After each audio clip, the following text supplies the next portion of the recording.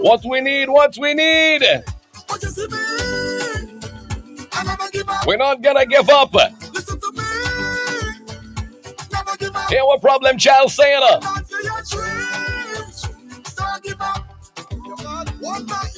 Because the countdown is on.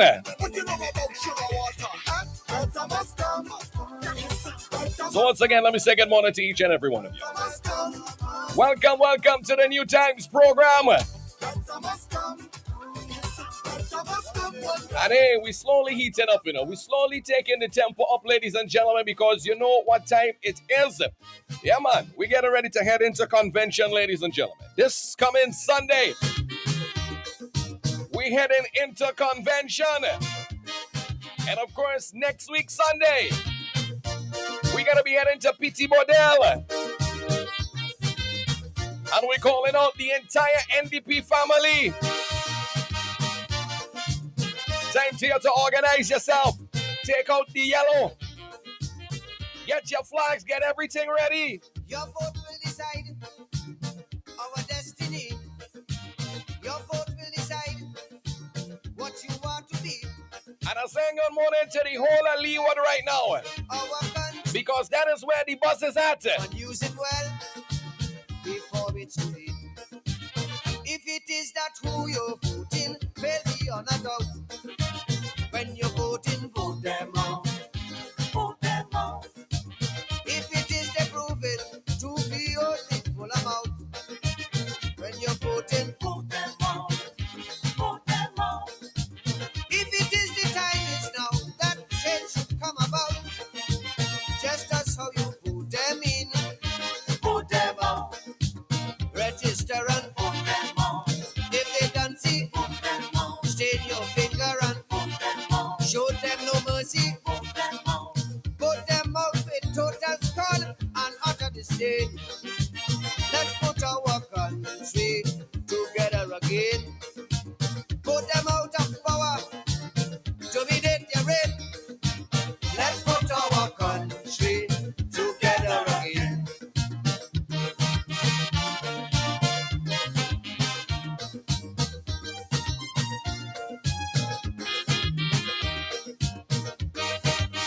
And like I'm saying, again, we saying good morning to the whole of Leeward. And we got to say good morning to the whole of Windward too as well. The Kingston Corridor. And we can't forget down in the Valley, Mariaqua. We calling out all our NDP. If for 30 years you voting them in, and it's only test as soon as they win. And I want you all to do me a favor this morning. Big words and enslave your soul. Because we're going to start off the program this morning with a little energy and a little vibe. Because guess what? We in the mood. If they are the reason why the economy could sprout, when you're voting, vote them out. Vote them out. And I know some of you at work and you're willing to turn it up a little bit. Them alone can flout. Hey. Vote them out. Hey. Vote them out. If it is the building ISOS, East, West, North, and South. And hey, don't fret to call me early this morning.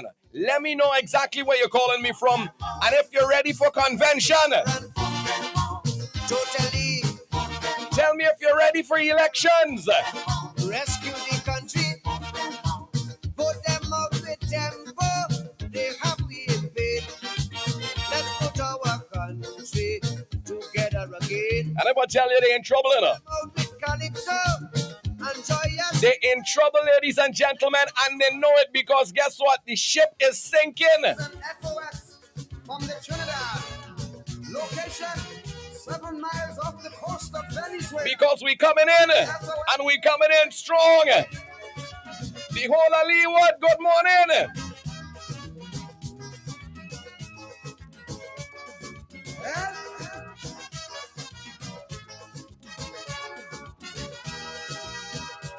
The Trinidad, a luxury liner, sailing the Caribbean Sea with an old captain named Eric Williams.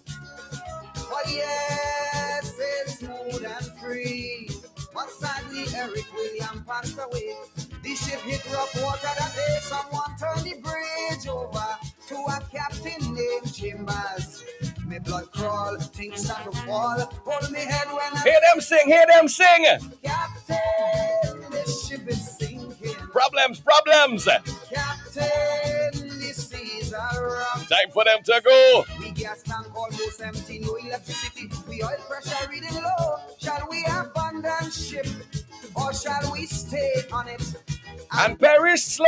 I said no. Captain, you tell me what to do. Whoa. And like I was saying, ladies and gentlemen, we're getting ready for convention, because it's going to be happening this Sunday. Hold on.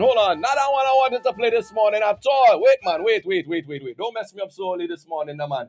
This is actually the one I wanted to play this morning. I hope I get the right one this time. Let me say good morning to Dave, because I see Dave, you're already calling me. Don't worry. I'm taking your call in a second, Dave. Right. Things so hard in the country right now, ladies and gentlemen. The pressure turn right up. And they head hotting up down in Leeward. But we got the solution to the problem.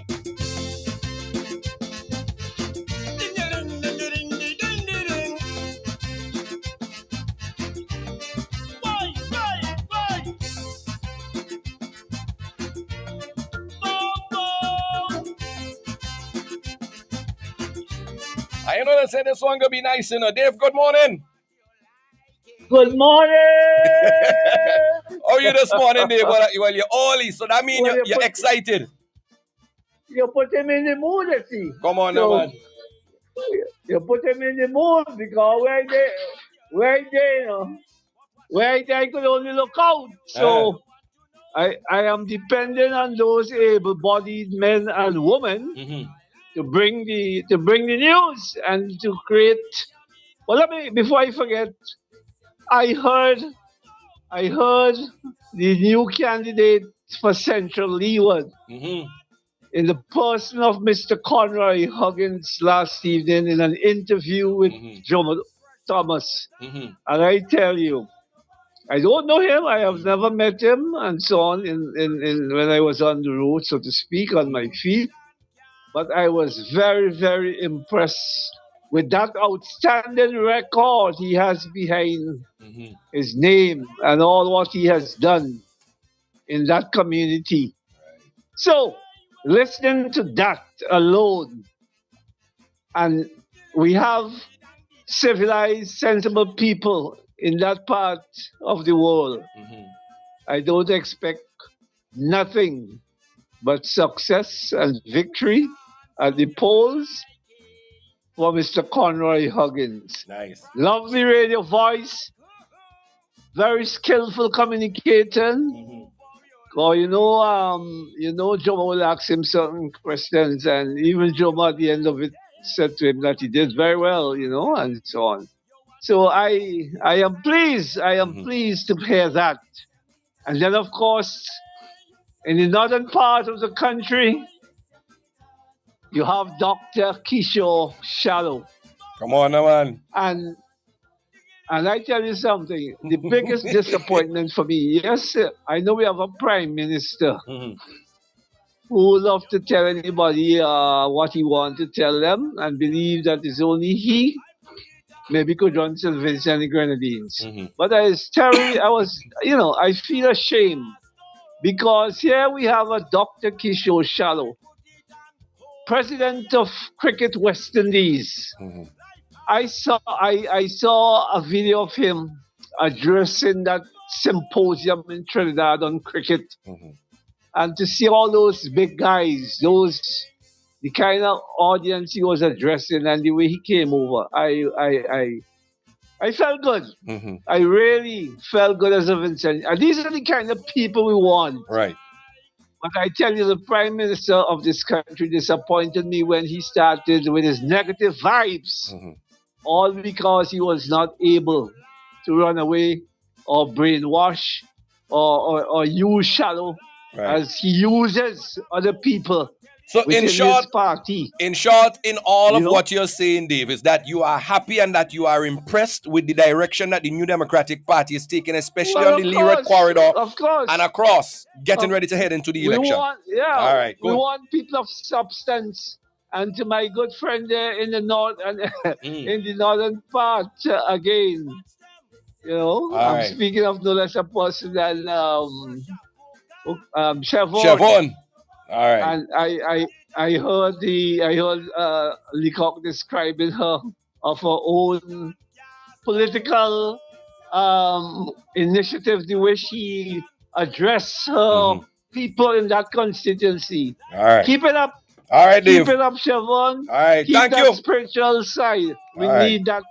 We need our country to get back on the right footing. Thank you, Dave. All right. I'm telling you, everybody is getting fired up. Everybody is getting ready because we head into convention. They say things real bad in the country from an economic standpoint, and we want to know where all the money gone. Well, guess what? We getting ready to put in a government that will hold them accountable, ladies and gentlemen. We getting ready to move with the New Democratic Party, and we asking the questions, where all the money gone? North Leeward, we coming.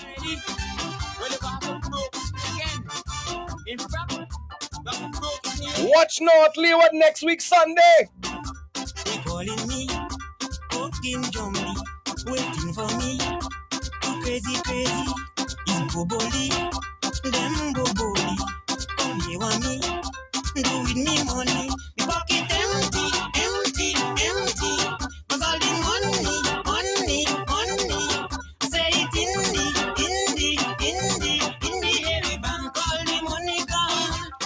In the heavy bank, all the money there. In the heavy bank, all the money gone. Man, I'm telling you, P.T. Bodell playing field next week, Sunday.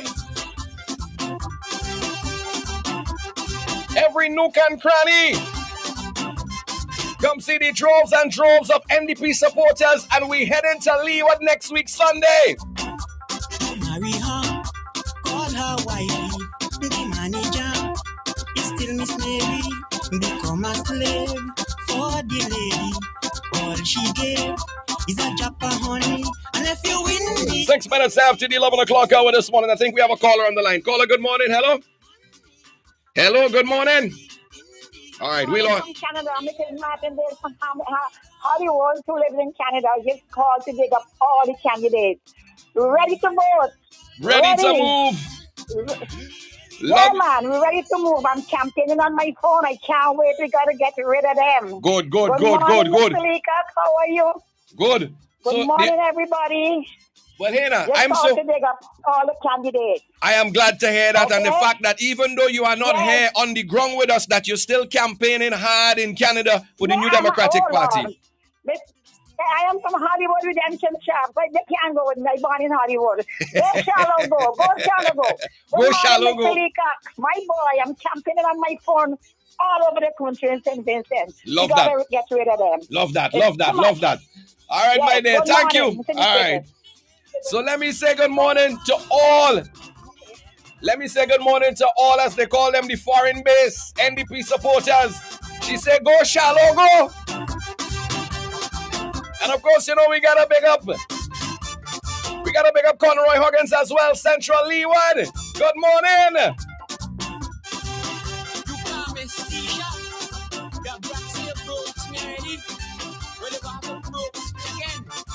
In fact, that broke me every Friday. They calling me, cooking Jummy, waiting for me. Crazy, it's Boboli, them Boboli. Come here with me, do with me money. The pocket empty. Cause all the money. Say it in the heavy bank, all the money gone. In the heavy bank. I remember last general elections when we had one big massive youth rally on the same P.T. Bodell playing field. Again, we calling out the whole of Leeward, North Leeward, Central Leeward. South Leeward and more. All her wifey, the manager, is still Miss Mary. Become a slave for the lady. All she gave is a drop of honey. And if you windy,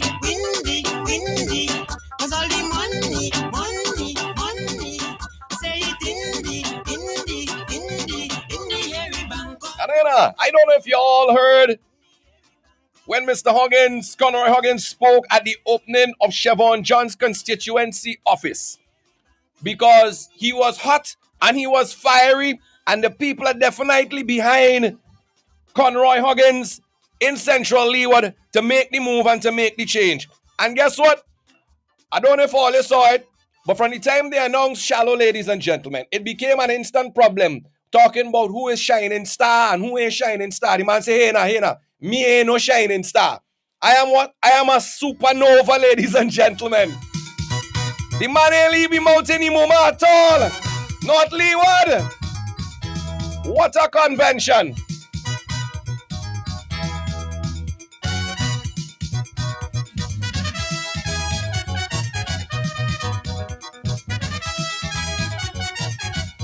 Shallow tell them plain and straight. He ain't leave him out anymore, man. I ain't no shining star. I am a supernova. Here we tell them. Shut up and that's all. I'm saying no, sir. I'm human after all. You think you have the plaster for each and every soul. You've been tension Peter Bota. We can't take any more. You don't indicate to me. You control the sun. Whatever order you give me, that shall be done. You want to beat me, you want to treat me. Anything you tell me, I have to agree. You must be think me, let me mouth in a me mama. You must be think say me nothing free too. You want to knock me, you want to flog me, you want to accuse me, you want to abuse me. You must be think me, let me mouth in a me mama. You must be think me, let me mouth in a me mama.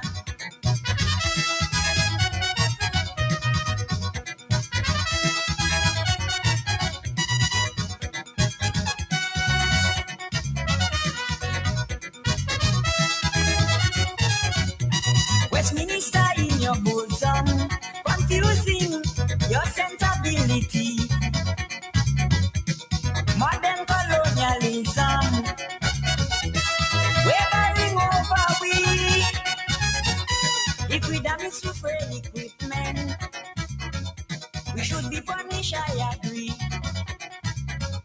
But the flogging we're going to reason. Unprepared for mutiny. The sun shall not smite me by day. You can't smite me by night. You alone want all this. You want to beat me. You want to treat me. Anything you tell me, I have to agree. You must be think me, let me mouth in a me mama. You must be think say me nothing fit too. You want to knock me, you want to flog me, you want to accuse me, ill treat and abuse me. You must be think me, let me mouth in a me mama. You must be think me, let me mouth in a me mama. Oh, yeah.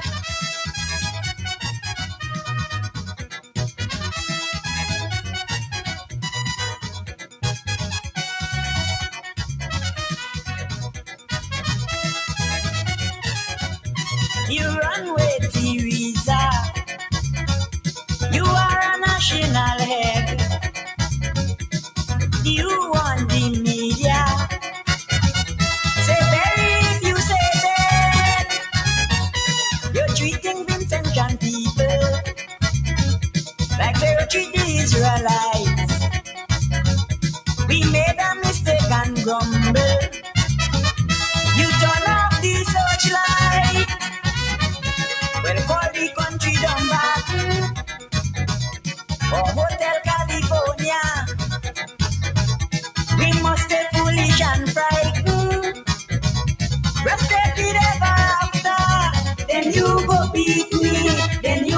treat me. Anything you tell me, I can't disagree. You must be think me, let me out in a me no man. You must be think say me not been fit too. You want to knock me, you want to flog me, you want to accuse me, they treat and abuse me. You must be think me, let me out in a me no man. 14 minutes after the 11 o'clock hour here in St. Vincent and the Grenadines. Good morning, ladies and gentlemen. Well, hey, it almost feel like a party here this morning because on the line with us, we have the chairman of the New Democratic Party. We have the deputy chairman in the studio. We have the rep from East Kingston all in the studio. Well, no. We have both the East Kingston and the East St. George rep in the studio, and we have the Honorable Daniel Cummins on the line. So let me say first good morning to the chairman. Good morning, Mr. Chairman. Good morning, Colin. It's a very special Tuesday morning here in St. Vincent and the Grenadines. And thank you for that intro and the hyping up of our activities coming up. Briefly, Colin, I just want to start by saying to all our supporters throughout the country that the convention is broken into two components. This Sunday is only for delegates. I want to repeat that. This Sunday is only for delegates. Over the years, we've had difficulties when we've had the open session and the closed session on the same day. So many hundreds and thousands of our people don't want to vacate the building, and the delegates can't find seats. So we have separated it out. Sunday the 6th, Sunday coming, is only for delegates. Each constituency has 15 delegates, and others who know that they are delegates on the central committee, etc. You are the ones to attend this Sunday. For all of us, all supporters, friends, well-wishers, the big public event is at Petit Bodel on the following Sunday. And there will be transportation to get you there from the various constituencies, including a boat coming up from Beckway and so on. So, folks, let's get our boots on. Let's get ready. It's convention time. All right. Thank you very much for that. As I said, joining me live in the studio, we have the elected representative from the constituency of East Kingston, the Honorable Dwight Fitzgerald Bramble, and Deputy Chairman of the New Democratic Party, the NDP's candidate for the constituency of East St. George, Laverne Gibson Velox, both in the studio. Good morning to both of you. Ladies first. Good morning, Colin. And thank you for that very exuberant welcome here this morning. It's really good to be back in the studio with you. You know, we always have a good time. Good morning, Mr. Chairman. It's really great to have you here with us, as usual. You know, we do our thing. And good morning to Dwight Fitzgerald Bramble of East Kingston. All the East in the studio today, and the West is at home. So go ahead. Say what you have to say. Leave out the West. The West, I told the West to stay at home. So that's fine. So, yes, it's really good to be here this morning. I want to say a special good morning to the people of East St. George, my constituency. You know, I got you in my hearts, as usual, and I'm out here fighting for you to make sure that you have a better life.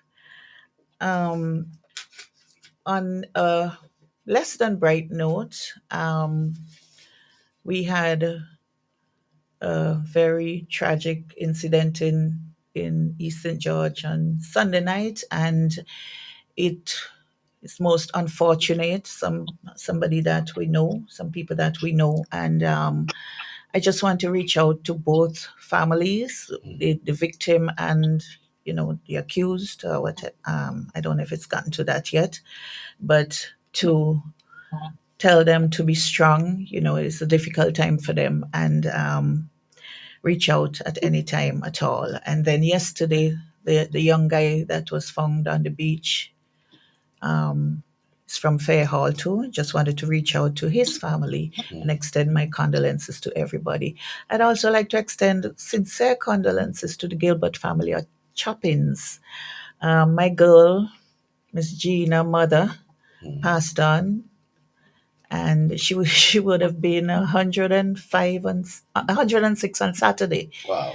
She has gone to meet her savior, and you know, even though she's been with us for so long and I've known her for a short period of time, she impacted my life very positively. She was one of those feisty, upbeat people who, when you went to visit her, there wasn't a dull moment. And I just wanted to extend my heartfelt condolences to the Gilbert family. All right. Fitz, good morning to you and welcome again to the studio. Yes, good morning, Colin. Good morning to all the listeners of the program, near and far, particularly the wonderful people of the most solid constituency, the constituency of East Kingston. And when I say that, some people get jealous, but the fact of the matter is that for 40 consecutive years, East Kingston has elected an NDP representative to represent them. They've elected an NDP candidate to represent them. The only other constituency that bears that distinction is the Northern Grenadines, I believe. So we have all right to say we are the most solid constituency as far as the NDP is concerned. Bragging rights is a hell of a thing. I tell you, well, bragging rights when you had the evidence to support it. You know what I mean? You're not letting this one go. No, I can't let that go. Chairman Cummins, good morning. Morning, my bro. Morning. And I want to welcome Sister Velox and welcome you too, Colin, because this is East Kingston way, eh? The studio is located in the constituency of East Kingston. And also to say that on Sunday at the closed session for the convention, East Kingston will welcome all the delegates as well. No, you milking this thing. And by the way, it. and Major lives in East Kingston, eh? Right. So I know I get in the backing up from Major for sure. Yes.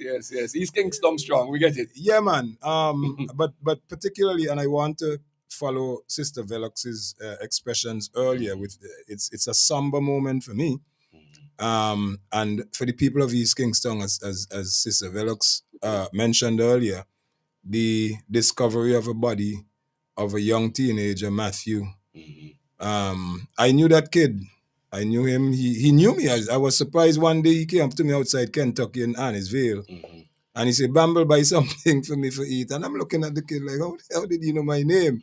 So I was like, I can't help you today. And the kid came over and put his hand around me. He said, Bamble, buy something, give me to dinner, man. I'm telling you.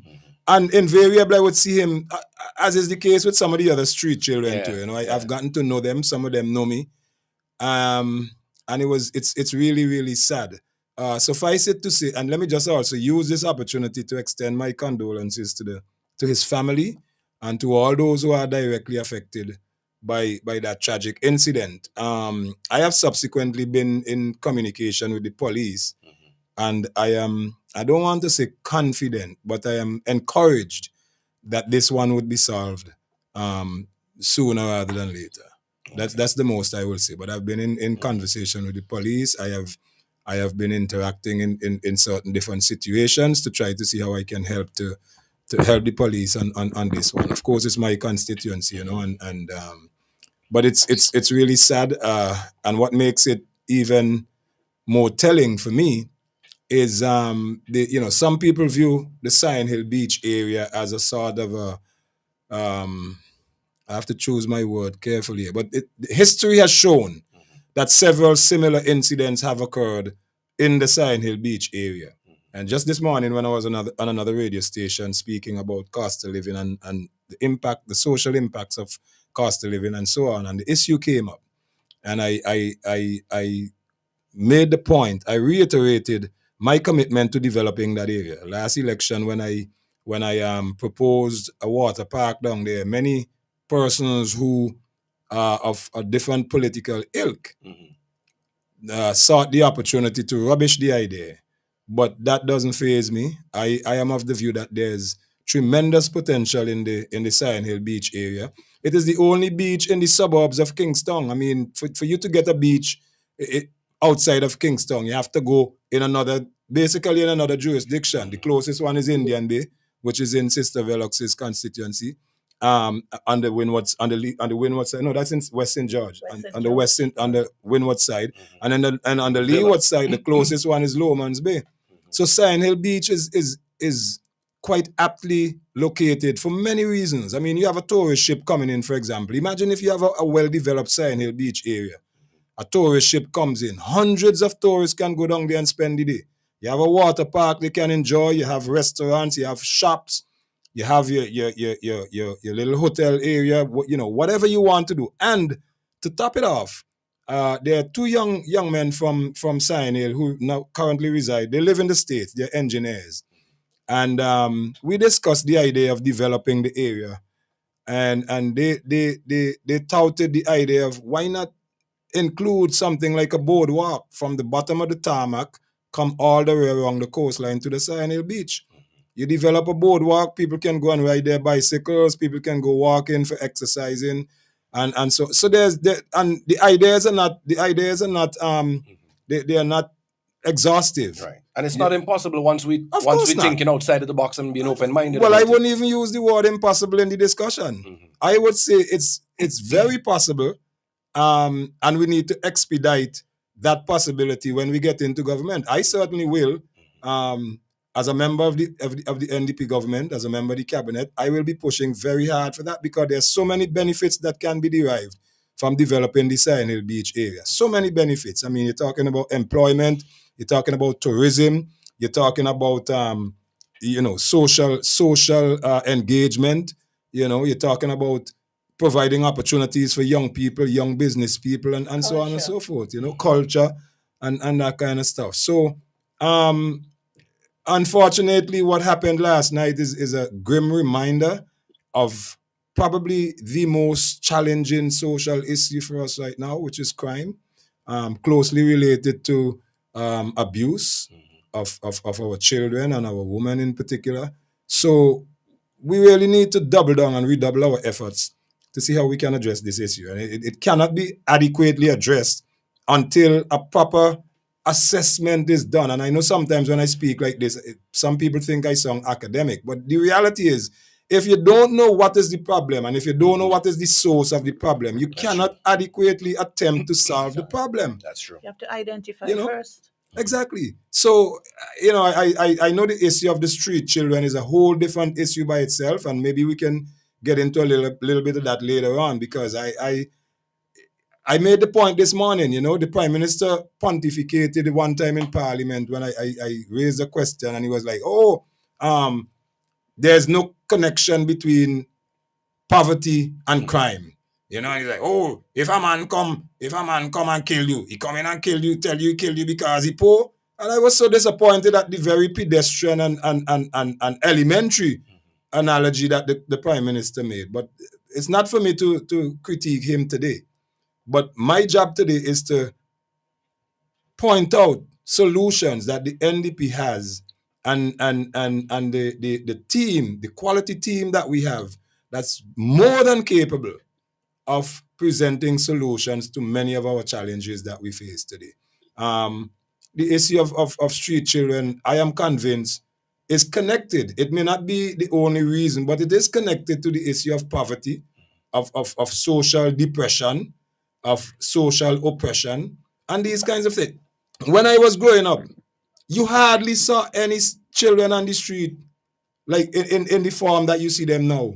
Because back then, the family structure, even though you had a lot of single parent families, the family structure was well intact. The community was very involved. Since this administration came into government, they have basically emasculated many of the community activists and leaders. That is true. Look, you choose any community right now that has the privilege, I would say, of a community center, and go and see what the community centers are used for.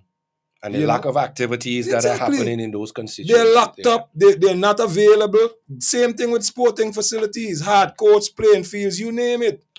You know, it is true. I mean, if you look around, if we really just take a step back and look at what is happening in the suburbs, in the rural areas, we could look at things like, for example, when we look at Kingston, the number of vendors that we see on the streets of Kingston now are so much more than we had in the past. Why are so many persons turning into vending? When we look at the communities, we see so many persons we pass having a barbecue here on the side of the road selling fruits and whatever. Something that we don't normally, or we didn't normally see so prevalent back then, but here now we're seeing it popping up all over the place. Why is that? Could it be that really and truly that the poverty has gotten so bad that everybody is trying to make $1 out of 50 cents now? Well, pretty much. And not only that, but if you're not providing opportunities for growth and development, then as they say, you know, what they say, the word I'm looking for, you lose me right now, but something is the necessity is the mother of necessity is the mother of invention. Right. Necessity is the mother of so when your back is against the wall, you have, and there is a positive argument that can be made for the vendors and so on. The fact is that, you know, a lot more social movement is taking place. You know, people, we have transportation with vans, and a lot more people are coming into town and into the urban areas for one reason or the other. You know, more people are working in town than what you had maybe 40 years ago. Right. You know, but we also have more people who are not working. You understand? So there's the two sides of that coin. But the bottom line is, if you provide meaningful and effective opportunities for people to help themselves, then people won't have to resort to some of the things that they resort to. I am convinced that many of these street children are a manifestation of the social realities of their families. I met 3 of them this morning at Mackey's Hill when I was going to the gym, and I decided to go and talk to them. And I showed them the picture of Matthew. I said, oh, you know, this boy? And they said, oh yeah, Matthew. And then they started talking some other things that I wouldn't disclose here. But it was sad. And then the youngest one, I said to him, why aren't you in school? And he said to me, he can't pay the $300 registration fee. I said, how come? I said, where's your mother? He said his mother is in the mental institution. I said, so you don't have any grandmother, any uncle, no aunt? He said, no.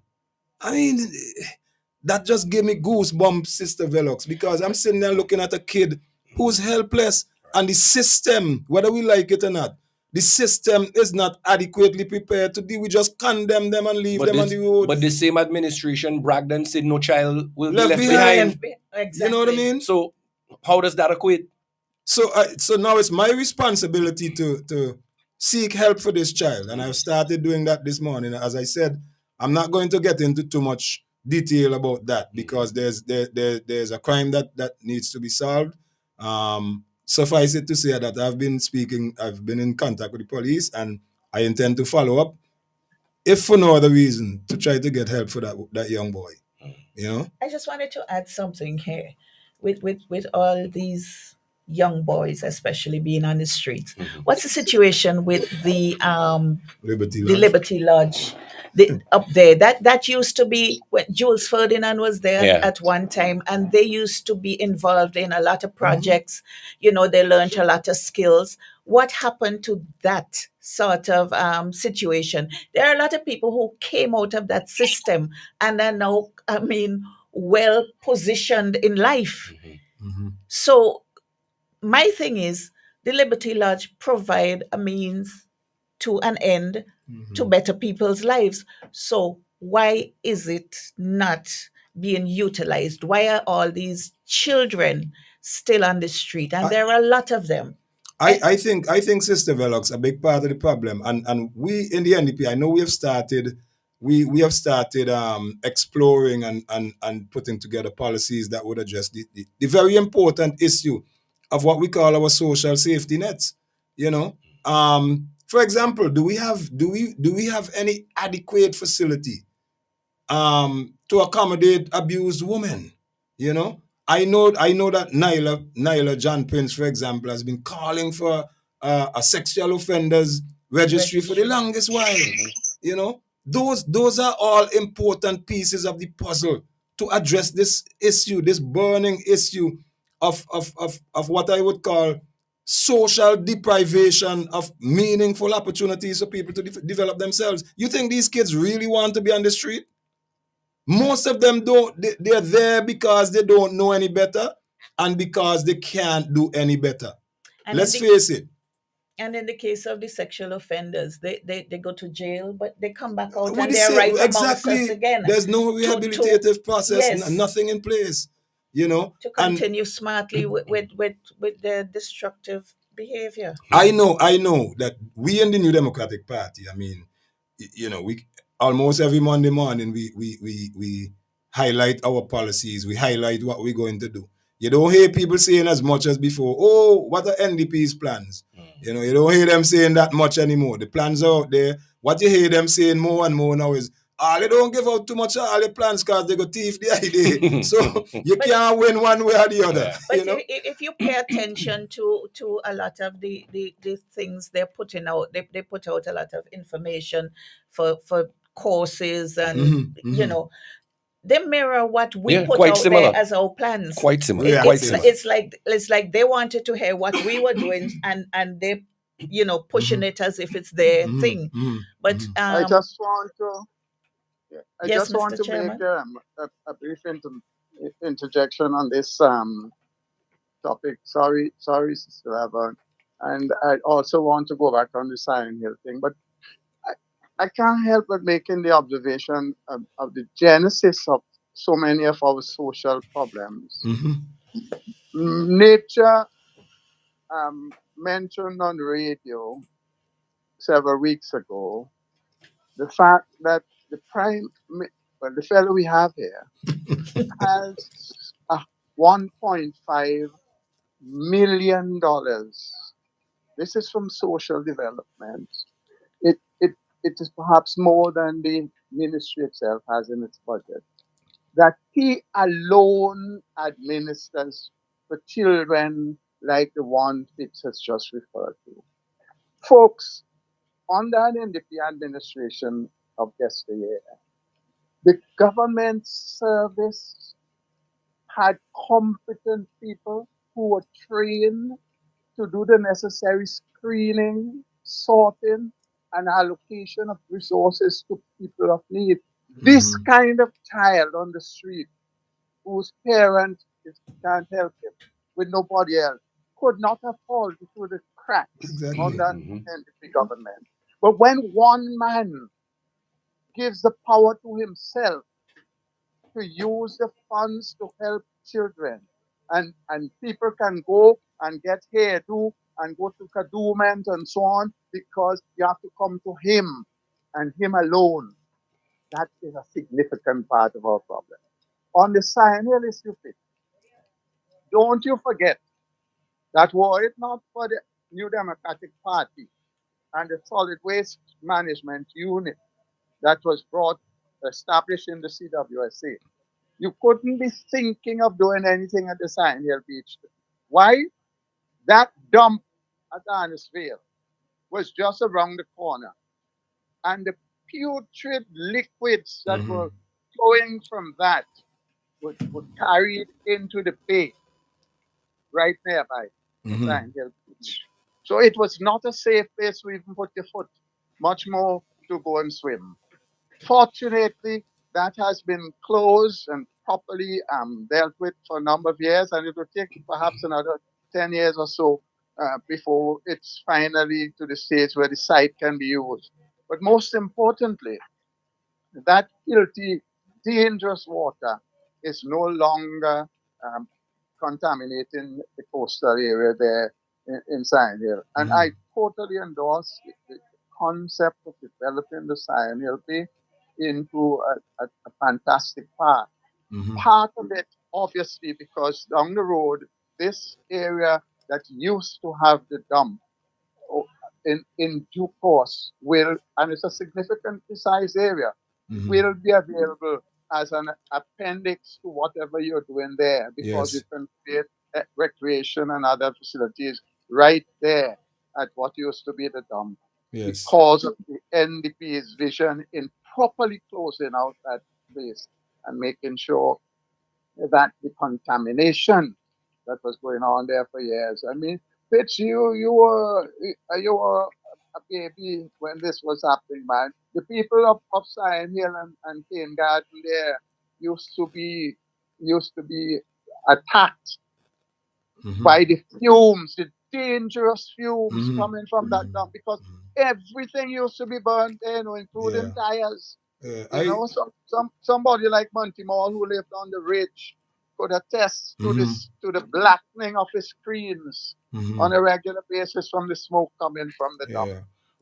He had to abandon that place. Well, Brother Cummins, I also recall. I mean, when I played football for Sion Hill, that is something that we had to contend with on a daily basis when we practicing down there. And the pigs, and the pigs and all that. And the thing is, when we were down there practicing, you would have all these kids come down there and running around on the pash and stuff, and they would be down in the Sino. We used to call it the Sino.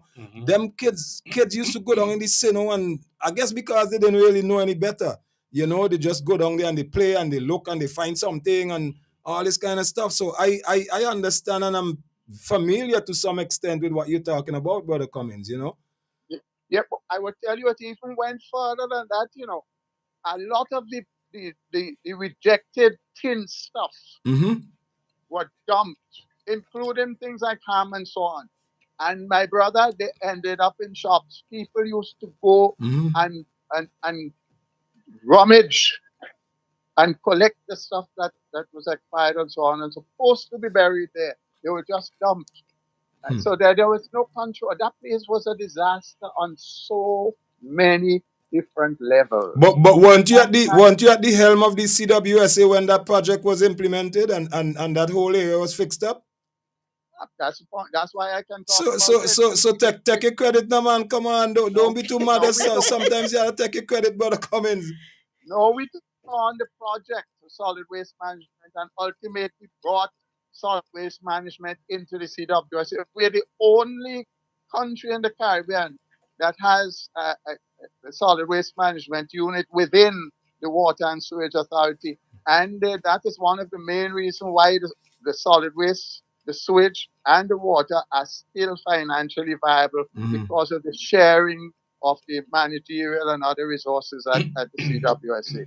It was a decision that we had to negotiate strongly with the World Bank to get done, because all the other islands established separate solid waste management unit, and they're all struggling to survive in the other OECS countries. But Sister Velox, you were making the point, and of course the chairman has the authority to take either of our spots. That's all right, Chairman. That's okay. But we were talking about the street children, and you were making the point. But then y'all went on to that $1.5 million that, I'm here like the book loan scheme is can't get money. And by extension, children are not getting books. I mean, I have heard parents going to schools and getting 2 and 3 books from the book loan scheme. Is it that the schools are not managing it properly because the children are not returning the books and things like that?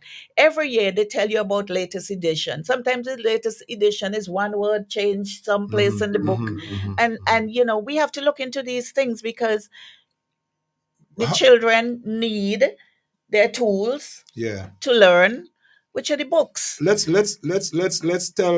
the people, I mean, how, because this book loan scheme thing was initiated by the New Democratic Party, by Mr. Eustace. Yes, and that was his baby. I think you've just identified some of the issues with the current program, and I think it would be good for us to give people the confidence that this is how the NDP is going to turn that around, in terms of making the program more sustainable, making it more viable. And things like that. And available for all, exactly. not just some schools. I think you touched on something very important there as I'm listening, and it's the whole issue of managing the program. Yes, that is a big problem because sometimes the children are not readily bringing back the books for whatever reason. I hope it's not a case where, those are some of the books you see on the sidewalk selling. I hope that's not But the it's case, possible. It's possible. because you want to think that those who went before you would want those who, coming behind you to let the whole learning process continue smoothly. So they would bring back the books to facilitate the other set of students. But it seems like if something is not working somewhere along the line, so maybe what it has to get is a whole revamping of the book loan scheme, bringing in people who are competent to deal with it, so that you can have equality, even distribution, and all that kind of thing, just to make it work. But could it also just show a complete and total lack of care by this government to really get the small things right? Exactly, that is part of it. I mean, you look, for example, I just keep thinking about this young boy this morning who told me the reason why he's not in the Bethel High School is because he couldn't find the $300 registration But fee. they're not prioritizing. Listen, but there's supposed to be mechanisms in place to help cover them. that, and I am sure they're going to say that there are mechanisms in place. And in all fairness, I believe that some efforts are made to assist students and so on. But from my understanding of it's not only insufficient, but it is very ad hoc. A kid might come to me, or a student might come to me and say, Bamble, I need some help with so and so. And I might say, well, go to the Ministry of Mobilization. Right. But by the time they get to the Ministry of Mobilization, it's such chaos in terms of how you go about helping the students, and who's your parent? Right. It seems that the standard changes depending on who the student is. That is something that we in the NDP, we have to fix that. What's sad about that is that I heard recently of a scenario where a student was sent home because the school fee wasn't paid. Who was responsible for paying the school fee? Mobilization. You know what I'm saying? But I am thinking back, and I know that we move on as time goes by. You develop, so to speak, and different social practices come to the fore. But I am wondering. I keep wondering. In my time, when I was a student, I never hear about all this science lab fee and games fee and this fee and that fee. Come on, man. I maybe I don't understand where the genesis or the source of all these different things. Yes, and I know that as a society, things would change, social dynamics change, demands change, and so on. On the one hand, but the salary is not changing. They say they make schools free. On the one hand, they say they make schools free. When I went to grammar school, there was $14.88 a term, but I never had to pay any science fee or any other fee. That was $14.88 a term. Punto final. I want to share with you all something additional, because at a time like now, when so much of what we do is computerized. When I went to grammar school, my late brother, God rest his soul, 7 years ahead of me, the same book he used in science and in the upper form and all of that, they were available to me. They hadn't changed in 7 years. The same books. Nowadays, within a year, they have changed the textbook, and as Lavon said, sometimes a punctuation mark. And they don't realize what that is doing to parents and the students. I mean, even there is an amendment to the book, some minor thing. What is so difficult in printing that addendum and attaching it to the book? What is so difficult in getting the new one online so that the kids could have? I mean, nowadays kids use so many reference textbooks anyway, and most of them are available online. Why the burdening parents with the purchase hard copy of so many textbooks? I just cannot fathom it. I mean, it's understandable where they have workbooks. One can understand the need for them to buy those things. But other than that, why are they depressing parents with? I mean, I don't know about you, but parents come to me And that's why all the resources from our fair go to helping them getting their children to school. But it comes to me with the cost that they have already spent in trying to just to get books and uniforms. Yeah. It's unbelievable. Yeah. Unbelievable. And when you have 3 and 4 children to go, it's depressing, man. That has to change. Yeah, we and this is the New Democratic. We really have to continue to show the people that we are forward, not just forward thinking, but forward doing. I mean, in this day and age, and Kishore made the point on his interview on Hot 97 when he did his first interview. I think it was last week or week before. He made the point. We are at least 30 years behind St. Lucia. And I think that is a conservative estimate. But do you know? You know what I'm saying? Do you know that Castries burnt, I think it was twice, and we lent them money to rebuild Castries? But they're light years ahead of us. When I go to St. Lucia, sometimes I'm like, I mean, we just over there. Yeah. It's really, really daunting, you know, and if we continue under this regime with this kind of lack of vision, you know, we have even more serious problems ahead of us. Folks, I think we have a caller on the line. Let's go to the phone line. Let's take this caller and see who we have. Caller, you there with us? Good morning, Dr. Anthony Stewart calling from Union Island. Good, glad to have you. Good morning, Dr. Stewart. Morning, Tony. How are you?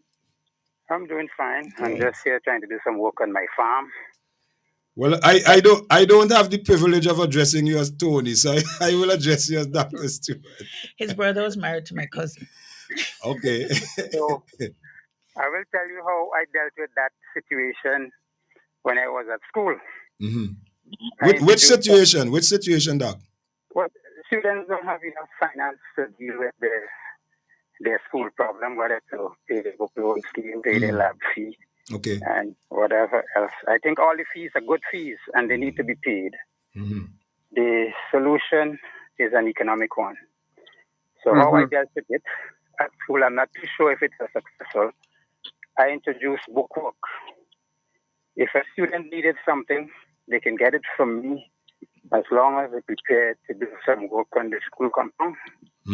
Whether some place needed to be cleaned up, whatever it is, I would create a work just for them to have something to do so that they could get what they want, whether it's a geometry set, a calculator, they need their book loan scheme fee paid, and so on. Good. But I don't think it was very successful because the students are very reluctant to do the work. So that was the situation. I think we need to solve the problem through economics. The people who need stuff, they need a job, and we need to create jobs for them, and we need to have sponsors for these jobs so that the onus should be on the students and their parents to do the work and get the resources that they need to fund their school program. But the money is needed by the school, I can tell you for sure. The other thing I did for school was to get involved with the tuck shop and with selling on the school compound, so that when we needed funds, whether it's for printing, printer ink, or whatever it is, money to cut the playing field so we could have sports, I sold in the school compound to raise funds, and I got involved in the tuck shop so that we could have funds to pay for any of these extra stuff. All right. Yeah, fantastic. Those are fantastic ideas, man. Appreciate it. Thank you. You know. And all of that works well when the economy is flowing and when there's money in circulation. That is the crux of the problem in the country. The government is broke, and so the country is broke. People don't have money even to buy bread, much to buy anything extra. But I was about to say that with all these fees that they're introducing in the schools, the salaries are not going anywhere. The parents' salaries. So it's an additional burden to find this money at the beginning of the school year to pay. Yeah. Regardless. And also I know Dr. Stewart mentioned about, getting sponsors and so on as well. And that has merit. I believe that most businesses adhere to some level of corporate social responsibility, as we say. most businesses recognize the need to give back and to, be involved in the community development and so on and so forth. But when you have an economic reality, an economic malaise, so to speak, where businesses are almost crippled. Just last night, I had a conversation with a gentleman and he said, Bamble, one of the things that NDP needs to do as soon as they get in is for government to pay off these businesses who they owe. Yeah. And so I think the last time in Parliament, the Prime Minister said that government only owes the businesses about 100. He said about 100,000. I think he made a mistake. It can't be 100,000. It had to be at least 100 million in total. Yeah. Now, and there are so many different ways you can address that. The same Prime Minister who came and said that businesses owe this government over $300 million in unpaid taxes. Well, you owe them over $100 million in unpaid charges. So where is the balance? Where is the trade-off? One possibility, I believe, you write off some of the taxes to take care of the money that you owe the businesses and them. That's one way you can do it. But the bottom line is that you cannot expect our private sector to thrive. And you cannot expect young business people to be encouraged to get into business when you, the government, is the main culprit in violating the agreement. That agreement, the consumption, the buyer-seller relationship is violated. You come to me and you buy my product or my service. I expect you to pay me. If you as government not paying me, what do you expect other people in the society to do? What kind of example are you showing? And what kind of discouragement are you propagating? Because if I'm in business, it's either I am not going to do any business with government, and in this environment here, it's very, very difficult to get around that, because government had the tentacles in everything.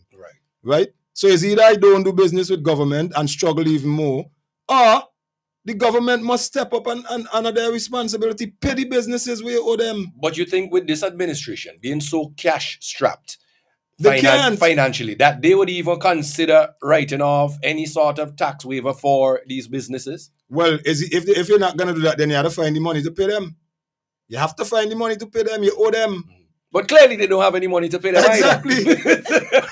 And one of the reasons why they don't have any money to pay them, because businesses owe so much money in taxes, unpaid taxes. And the question is, so why? we really in shit street, as they would say. Exactly. Listen, but the question is why?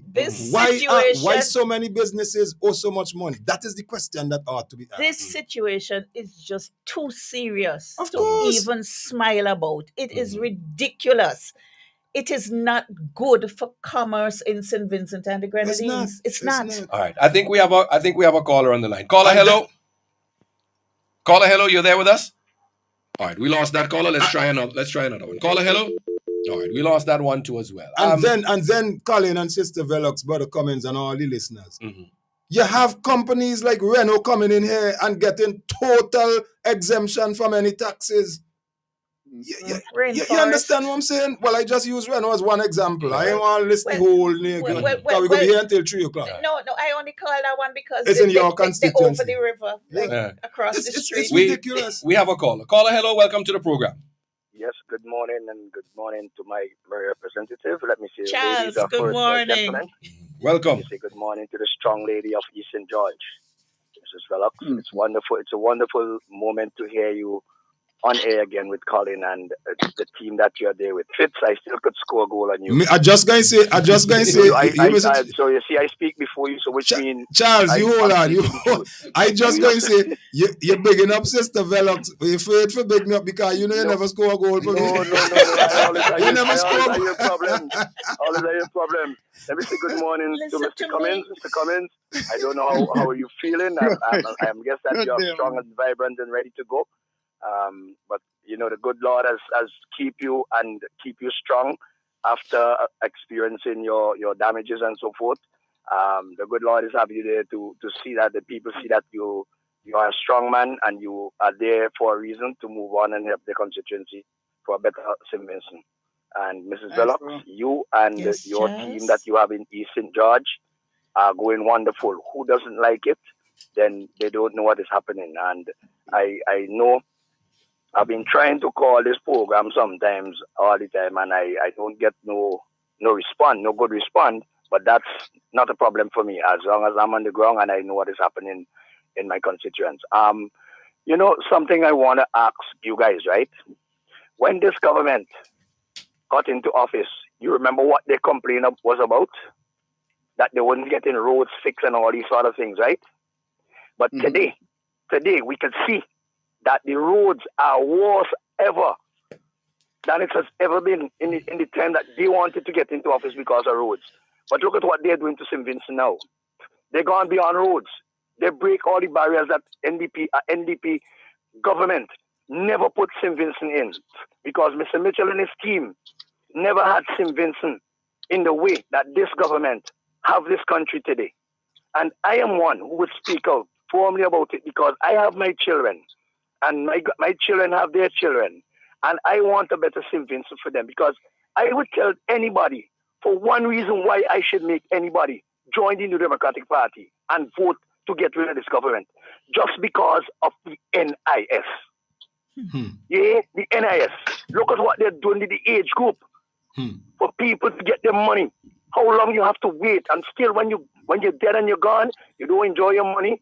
Your family can't enjoy it. Where is it going to? What are they doing with it? You see what they're doing with it? They are putting the hook deeper into the fish gill, as what the man say. And people have to pay attention now of what is happening. And there are some running around and trying to mislead again. But the misleading is over, because you see where that legal seat is? Those seats are coming back to the New Democratic Party. Because if you have, what's the guy name who's running down in the leeward there? He's the president of the cricketers. Dr. Shallow. Dr. Shallow. If he wasn't somebody who they can recognize as a leader and to put out there for what the people want in West Indies cricket, they would not have him where they had him now. Exactly. Where he was. Exactly. They would not have him there. But because of the person who he is, he had got that pose. And now he come home. He's home now, and he wants to offer leadership for his constituency. And this is the chance for the people now to show them your one vote that you win with this time was a fraud. So here's what we're going to do. He is going to win by more than one vote. Yep. Definitely. And we're going to show them, Mrs. Velox, you don't have nothing to worry about. I don't even think you have anything to worry about. Because the whole of East St. George know that you are doing your work and you're doing your work. You put your car aside and walking in the road. Sometimes I see you, I tell you, you gotta buy 3 hats, 4 hats, because I want to drop them sunstroke, And the current representative is missing in action. That might be an understatement. Well, Fitz, let me tell you something. You hear I talking to Ms. Velox, my representative, and you guys? Yes, ma'am. I don't even want to go back to that guy, because when I got my smack in my face with a baton, and I went to that guy who I know was the current representative of the constituency, and because of the constituency that I am in. When I go to him and I say, boy, look here, what's a police now hit me in my face? The F word that came out of his mouth to me, right? I would never forgive him. Wow. And it wasn't one F word, but I tell him, I said, anytime you come to me, and I made it loud and clear, and I would give him back the same words, and I did. And you know what he tell me? He didn't know. I said, you didn't know? I said, boss, you need to check yourself before you wreck yourself, and you're wrecking yourself right now. And I don't speak to him. I don't want to have anything to do with him, because if I go to this guy with running blood, I almost died. So what are you talking about? He didn't know. A human being is a human being. What do you mean he didn't know? No, he didn't know what? His word to me, look at the nearly killed my father. That was his word to me, with the dirty words. Right? So I was like, look, man, I running in blood, and thanks to the children that I have, my girlfriend, my children, and Mr. Grant Connell and Dr. Murray. These people will always be in my heart. Good people. Even when I die. Because if it wasn't for these people and Mr. Grant, especially Mr. Grant Connell, that's the person I'm around every single day. Right. And I would not wait until anything happened to him to give him his kudos, or Mr. Murray to give him his kudos. All right, Charles. No, I want to say something to Charles. You want to say something to Charles? Okay. But guys, Charles, don't go yet. Hold on, Charles. Don't go yet. I just want to thank you for everything that you've been doing for me. I mean, a lot of times you call, you just keep me going. And I do appreciate that. I also want to thank you for the fact that you taught my children to ride horse. You taught my granddaughter to ride horse. And you taught my son how to bust bamboo joint. Those things mean a lot to me. And I do appreciate you. You're my neighbor, your whole family. We know each other just down the road there. So I mean, you have been like a part of our family. I took you away from Mrs. Joshua, but that's okay. She wouldn't mind. She's But listening, you know. I would imagine so. But you've been like a part of our family, and I really want to thank you for being Much there for us obliged. a And, lot of and, the and times. I would say that I am not just a part of your family. The whole of Eastern George is and will be a part of your family and They is know your I part love of your them. family. They You know know, I and, love and them. Amen. All right. my daughters and so forth. And guys, just before I go, let me send out my condolences to the little youth man that lost his life. And to the fella that lost his life in Calico the other day. I know both parties. The youngster that died is my son's very good friend. And, when they told me, I was a bit, shake up. And I want to say that we need to put a program in place where I'm speaking now as a parent I have plenty of children in office. You can't reach me, You can't meet me. We could talk about that. We could talk about that No, off. you can't meet me. We could talk about that off. If you want some, I can help you. If you want to adopt some, you can get some. Well, when it comes to children, remember you always the goal scorer. He's stopping you from scoring. So you're supposed to have more than me. Let me say this before I go. When it comes to children, that's a passion of me. And for all who know my kids and who know my children, they are big people now and they have their children coming up. And I'm so proud of them because of the way now they are taking care of their children. Yeah. And I just want to say to parents out there, if your children is on the street, talk to them because there's something wrong. And I think that with a new Democratic Party, I think you guys will set up somewhere, not just where what we used to call the Dodge, not just somewhere like that. We don't want them to feel like they are penned up. We have a lot of people who would, if they're not having clothes or food, there are a lot of people in civils who could provide for that. If you put up something such as, we have a Red Cross, we don't know what even that is happening, but we could put up something where you have an institution for children out on the street that they could go and have people look after them, cook for them, take care of them, and build up a proper institution where they can go to school as well. They could be in that same place and learning. And these are the way we want, because having a young child on the street is very, very touching because we don't know what will happen to them today, just as what happened there. And I would not like to see anything happen like that to another youngster or whatnot. So I think with the New Democratic Party, you guys, these are things you have to focus and have to look at. Have a wonderful day, guys. Thank you for your time. Yeah. Thank you, Charles. Take care. Thanks, Charles. But the thing is too, I agree with Charles that you have to have an approach to dealing with the problem. What he's prescribing about providing, facilities and so on, whether it's a home for boys, fixing up the Liberty Lodge Boys Center and really making it a truly productive and accommodating center that would help these young boys to develop. I think it goes even deeper than that. The issue that must be addressed is, how do these kids end up on the street in the first place? Yeah. What is it that is so debilitating that would take away the opportunity or reduce the ability of the parents to keep these children at home? And even if it's one child on the street, it's one too many. Yeah. It's one too many. All right. I think we have another caller on the line. Caller, you're live. Welcome to the program. Hello. Good morning, Colin. Good day. Welcome. And Brother Daniel. Good day. Good to hear you, man. Love you and Calico. Hey, Mr. Haywood. And Mr. Bramble. Yes, sir. I heard Brother Daniel was speaking just now about Sand Hill Bay. And whether you should damp rubbish and things. I want to hear your history about that because I know you're a historian. This is something else. Remember, we had this stone quarry was down there, And when you're grinding all those stones, all those justice so straight over into Sand Hill. And then you got another thing again, you usually mix it hot mix. The hot mix used to mix along the tea, You got the garbage, you got the hot mix, you got the blowing and quarry, and you got the grinding of the stone. And the people them in San Hill used to catch the railway men. And Mr. Bramda, how they talk about a boardwalk to go on to the tarmac, the old airport, right? From Cyan Beach. From Cyan Hill to the airport, the old together. airport.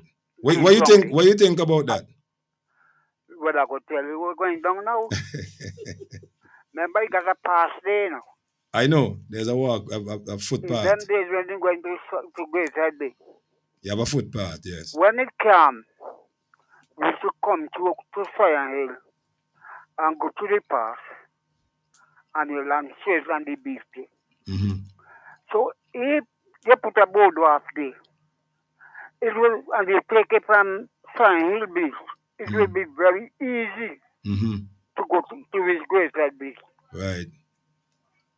So that idea is a very good idea. Very good. But it's one thing. It has got some real high sea when they try the high, you know. So well, you will have the engineers go deal with that. The engineers go figure out how to do it. They will have to put it in a way that could get the swell and them under control. Right. You know? Right. Yeah. But there's a great effort you put out there, great thing. Thank you. Because nowadays it's so insane in Great Head Bay. Remember they had a road from the main road go right down to come down to Great Head Bay, you know. You know, you got a main road there. Did you have a main road come right down to the beach? No, I didn't. Coming down through Cane Garden? From the main road coming down where it's Joshua Airport. And main road just they go right down to Cyan Hill Beach, to Great Head Beach. Where we used to drive and go right down there. Oh, okay. I didn't know that. Get fish when to stay in there.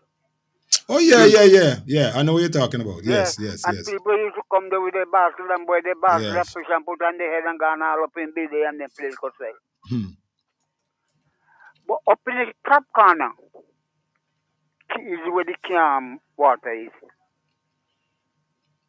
Going to the villa area. Up the Great Beach. You have to pass the river and go over. Up there, the villa can go down in the bottom down there. So, when you talk about the boardwalk, it's a good idea. And it wouldn't take plenty. No, it wouldn't. To get from Cyan Hill Bay to Great Head Bay. It would be a tremendous project. Yeah. And somebody also suggested you could even you open up the pathway from Cane Garden, so you put a road now. That road from Cane Garden that goes all the way down, I think down by where Peter Olivier, and that could bring you right down to the beach. You cut the road and let bring you right down to the Cyan Hill Beach. You could start from with the hillocks and then right on top of the hill there. Remember you have right, exactly. Exactly. But they're talking about another one that would go through Cane Garden proper. Yes, you got another one to Cane Garden. Right. So I had a sister who lived, soon as they left the main road to come down on the ridge, my sister been named Viola Hazelwood. Walking with Dr. Yes, that's correct. Yeah. Right in corner there. So, that road there, we used to take that as a because when you don't want to go and walk down on the ridge and you drop right at Cyan Hill Bay. And you go right over, you drop right down on Great Head Bay. So, I know the whole area, man. I feel I used to sustain out there and catch a lot of fish. Well, we pray that you would be around when it's developed under the New Democratic Party's government, so you'd be around to see it or to experience it. You gotta go for the century. All right, we're gonna get ready to take the commercial break now, the lunchtime commercial break. So thank you. Thanks, Brother Haywood. All right, I think it's a good time now for us to take the commercial break, and when we come back, we'll come back with more here on the Newtimes program. So stay with us. the president and leader of the New Democratic Party, announces the moment you've been waiting for is here. It's the NDP Annual Convention 2024. 2 Sundays filled with excitement, passion, and the future for St. Vincent and the Grenadines. Day 1, Sunday, October 6th, kicks off at 10 a.m. with a private delegate session at the Sir James Mitchell Auditorium at Democrat House. And then, get ready for the main event. We come in to vote them out. We come in to vote them out. On Sunday, October 13th at 11 a.m., join the president and leader of the New Democratic Party, Dr. The Honorable Godwin Friday, as we gather at the P.T. Bordell playing field, North Leeward. Join us as we rally behind our 2 dynamic candidates, Conroy Huggins from Central Leeward and Dr. Kishore Shallow from North Leeward. These leaders have electrified the nation with their vision. This is what you've been waiting for. Real change, real leadership, real hope. So bring your flags, your passion, and your energy, and let's rally for the future. See you there, October 13th at the P.T. Bordell playing field, the NDP Annual Convention 2024. Don't miss it. Bonady Supermarket in Kingstown, serving the nation with quality service and excellent prices. At Bonady Supermarket number 2, located at Upper Middle Street, we are proud to serve you. We are second to none. Call us at 457-1616. We at Bonady Supermarket number 2 will always be here for you. Bonady Supermarket, serving the nation with quality service and excellent prices. General Hardware still has the best prices on steel, lumber, and plywood. So go on, compare prices. And if by chance you find a better price, no stress. Just talk to the General, and they will beat that price plus give you special priority delivery. Yes, General Hardware offers free island-wide delivery on most purchases, so you never have to worry about getting your goods on site on time. Plus, shopping at General Hardware is a pleasant experience with friendly, knowledgeable staff always ready to serve. What more could you wish for, huh? So come to General Hardware for proper service, lowest prices, free delivery, and see why nobody beats the General. Nobody. So fast pay. A new and easy way to pay. So fast pay. So fast pay. You asked for it and you got it. A quicker way to pay your bills online. It's fast, secure, and easy to use. No registration, no additional fees. Flow is now offering FastPay, an online service that allows you to settle your bills in less than 2 minutes. Need a receipt? FastPay will send it to your email immediately. Use FastPay now for convenience, safety, and efficiency at discoverflow.co/fastpay. Flow fast pay. 2 minutes and you're on your way. Flow fast pay. Flow fast pay. Flow is keeping you connected. There are many cleaning companies, but there is only one company that cleans, and that is VinceClean. So you don't have to wait for a season. Cleanliness is enough of a reason. Just finish building your dream home and wish to move in? Then VinceClean is for you. Do you have oil mark where that car is parked? New tiles just laid and want to remove tile grout, cement, or paint? VinceClean is for you. Shampooing of chair sets, mattress, carpet, house cleaning. VinceClean is for you. So whatever cleaning you need and for the best prices and quality on the market, telephone 431-1360, 457-1649. VinceClean, VinceClean, VinceClean, the best in service. Get dinner and candles alight, popcorn for your movie night. One stop and get it right. It's that good. We've got what you're looking for. All the brands you love and more. Get everything at Massy Stores. Massy Stores is where you wanna be. We take care of you like family. We do all that we could to treat you like we should. It's that good. It's that good. That good. When you shop at Massy Stores. That good. Massy Stores, our family serving your family.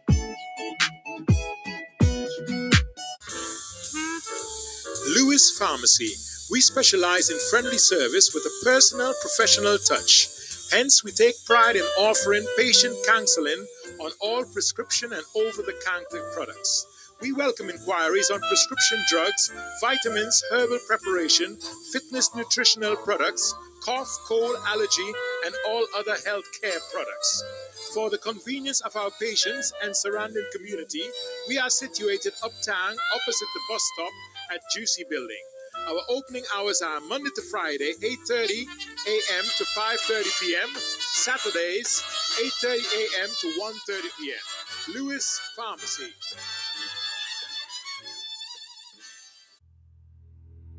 Beryl, an early hurricane of unprecedented intensity, is fresh in our memory.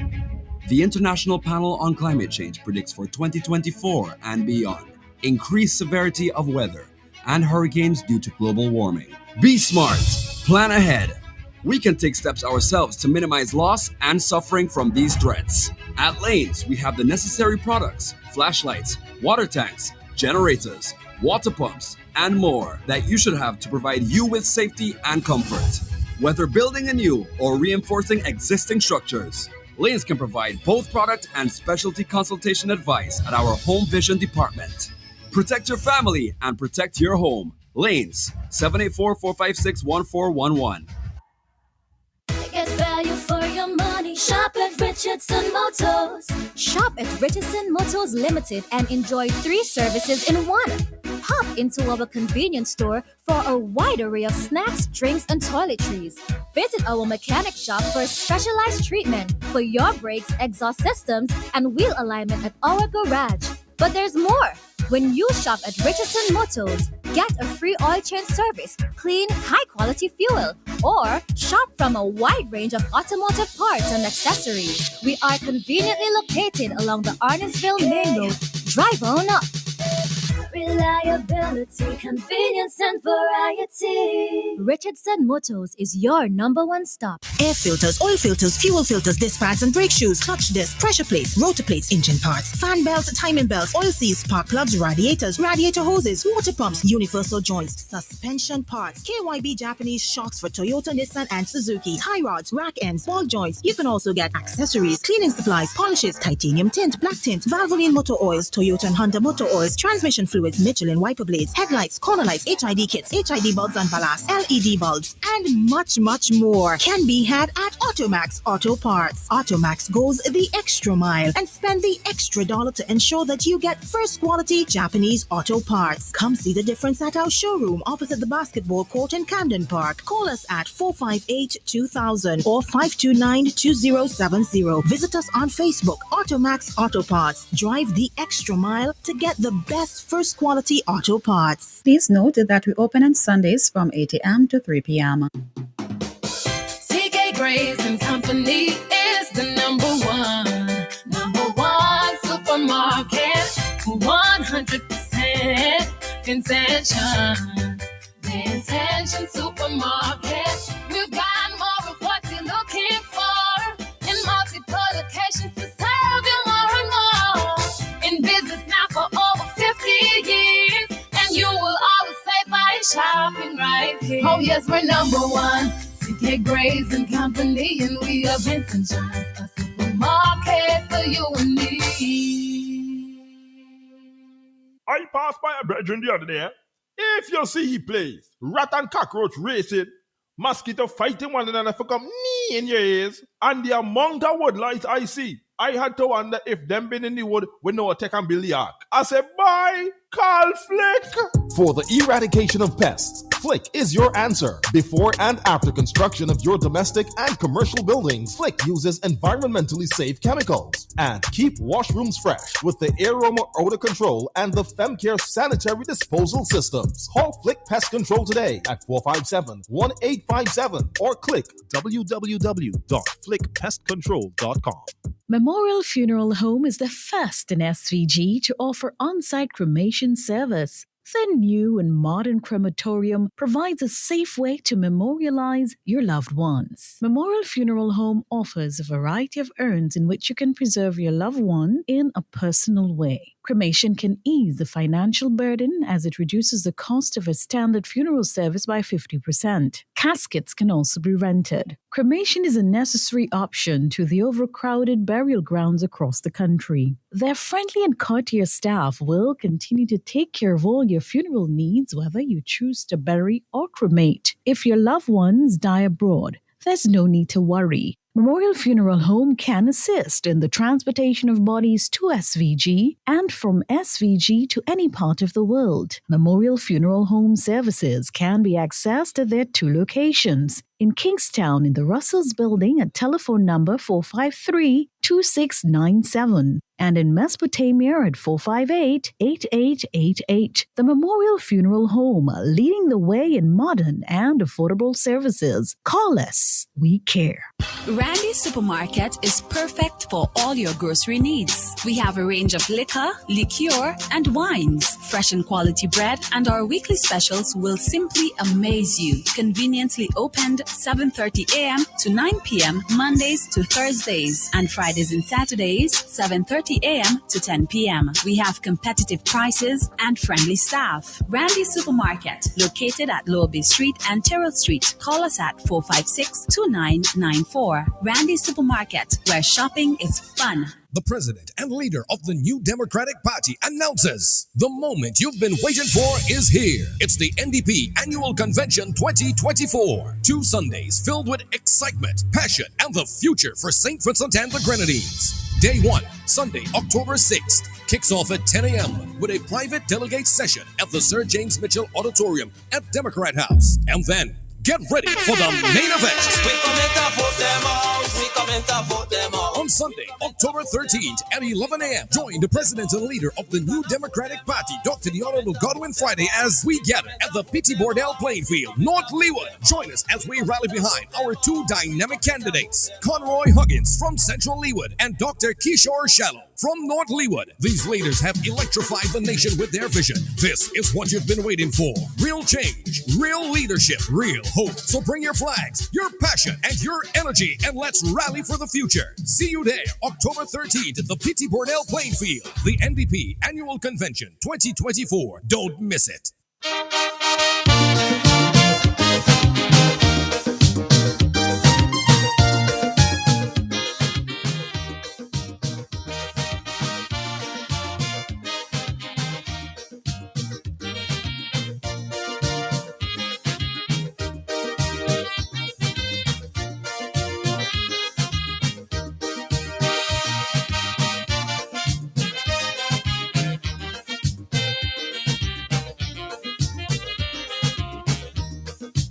Your vote will decide our destiny.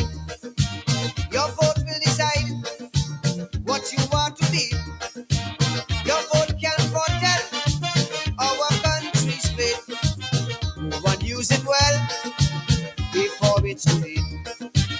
If it is that who you're voting, well beyond a doubt. When you're voting, vote them out. Vote them out. If it is they prove it to be only full amount. When you're voting, vote them out. Vote them out. Yes, indeed, ladies and gentlemen. When that time comes to vote, it is time to vote them out. Again, just reminding you, convention. Folks, let me just, he's here with us still. Mr. Chairman, you there with us still on the line? All right, I think we may be, okay, I think, all right, we have to re-establish that connection with the chairman, so let's do that quickly. Again, just reminding persons, ladies and gentlemen, that convention is this Sunday and next week Sunday. So we have the chairman back again with us. Again, just reminding persons of the convention, Mr. Chairman. Sorry, I didn't hear you. Yeah, no, we're back from the commercial break. And again, just reminding folks of the New Democratic Party's annual convention this Sunday and next week Sunday. And I just want to remind persons and bring them back up to speed again as to what can we expect from the New Democratic Party's annual convention. 2 days. Yes, well, I indicated earlier that the convention is spread over 2 Sundays. This one, first Sunday, the 6th, is a closed convention where only delegates are to attend, where the business of the party will be discussed and appropriate action taken. And the following Sunday, on the 13th, we all head to Petit Badel for the public forum, where the party's public component of our convention would take place. And of course, the president will address the nation and the world on where we are in St. Vincent and the Grenadines. And our two newest candidates in Central Leeward and North Leeward will be presented, and they will make their own presentation, among other things to happen at the convention. So we are asking all of our friends and well wishers to journey to Petit Badel on the 13th. We expect a boat will be taking people from the Beckway and stopping in Kingstown and heading on the leeward coast to Petit Badel to take people to Chateaubalais, that is, and then from there to by vehicle to the playing field, which is not far from Chateaubalais. Some people may even choose to walk from Chateaubalais to Petit Badel over the hill. But we expect that the Petit Badel playing field will come alive on the 13th with a big convention of the New Democratic Party. And of course, it is anticipated this will be the convention before we return to the governance of this country in an election to come. All right. Fitz and Lavon, you guys excited for the convention? I am. I'm particularly excited. I'm more excited for the second part of it, which is the 13th at Petit Bodel, because I get to hear our new candidates in all their glory. I've heard some snippets from them, and they sounding great. And I know that people are very proud of them, and they're really rallying behind them, and they would be down there in their droves to support them. So I am looking forward to that. I'm looking forward to somebody giving me some chuchu cakes when I'm down there too. I'm sure. Hey, Fitz, what about you? Well, listen, boy, we more than ready. I am excited for so many reasons. This is going to be our last convention in opposition. The New Democratic Party. Amen. This convention is going to last, our last convention in opposition. That is one. I am super excited about the two new candidates down on the leeward then. Especially my brother Kish. You know, Kish and I have a very good relationship. We we are sporting buddies and all that sort of stuff.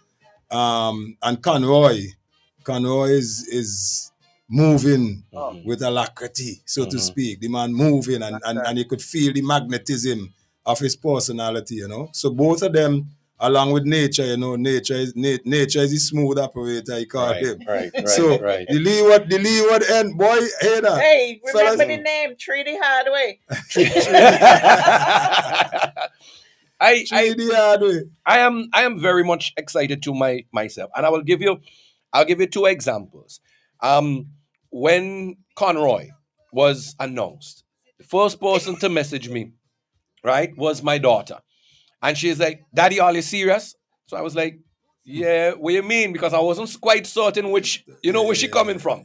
I was like, "Yeah, why? What you mean?" She said, "Daddy, if that's the choice, just trust me. That's a real decent pick." And my daughter is, she's in her 20s. So instantly, right there, if she feels that way, chances are that many other young persons have the same like mind, because he has impacted the lives of so many young people. Yes, he has. The second one, and this was very interesting.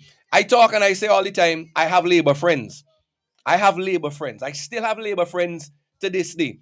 But I was very much shocked and surprised that when Kishore Shallow was announced, I saw a status went up, a WhatsApp status went up, and it was on, my phone, and I looked at it, and I saw one of my good Labour friends stating plainly, "Well, Hannah, it's Shallow all the way for North Leeward, and all you could stop to say all you want to say, I do okay, this is me and my vote and my choice." There you go. And I was like, I had to message the person, and I was like, and they were like, "Colin, yeah, that is it for me. It's Shallow all the way North Leeward." Watch now. And this person is from North Leeward, and I've known them for years, being a Labour supporter. When was the first time you met Conroy? Honestly, I can't remember, you know. Colin, we went on a walkabout. Yes. And he was the one who came out of his yard to talk to Oh, us. yes. That man is a secret agent. Yes. Not a hint. Yes. And that even he was a contender. Yeah. He said, last election he went to the polling station and he observed and this. Not a thing about I am one of the contenders for North Leeward. He could have knocked me down with a feather. Yeah. And that is a very, very important character trait. I was in Barbados. Well, I went to Trinidad for a meeting and I was in Barbados for some other interactions and so on. And one of them was I attended the Barbados Small Business Association. They had a memorial lecture, the Leo Leacock lecture, to celebrate Small Business Week. And the guest speaker was Honorable Alan Chastanet, the former Prime Minister of St. Lucia and now leader of the opposition. And, you know, I attended the lecture. It was very good, very, very good. And in the networking after, soon as I reached outside, somebody came up to me, a Bajan, a very prominent Bajan who's involved in election strategy and so on, not just in Barbados, but around the region. And she said to me, well, NDP got it now. I said, how you mean? She said, well, they got Dr. Shallow, so NDP got it now. And, you know, and I was like, this is... God blame, man. Boy, look, listen, this is, I am excited. This is, it's every election cycle, the NDP has this, we have these opportunities and the history of having one or two or three candidates who really excite the voting public. And it's not to say that other candidates are not equally important, but that's just reality. Some Kishore is a national, international figure, you know. So he would hit the reaction to him would be different from the reaction to somebody else who may not be an international figure, if you understand what I'm saying. But the point is the NDP is demonstrating that we resonate with every single sector, age group, demographic, academic accomplishments, you name it, local, regional, international. We resonate with everybody, and that is why they're so scared now, because of the caliber of the team that we are going to present next election. What are you trying to tell me, Fitz? We're no longer the old people party?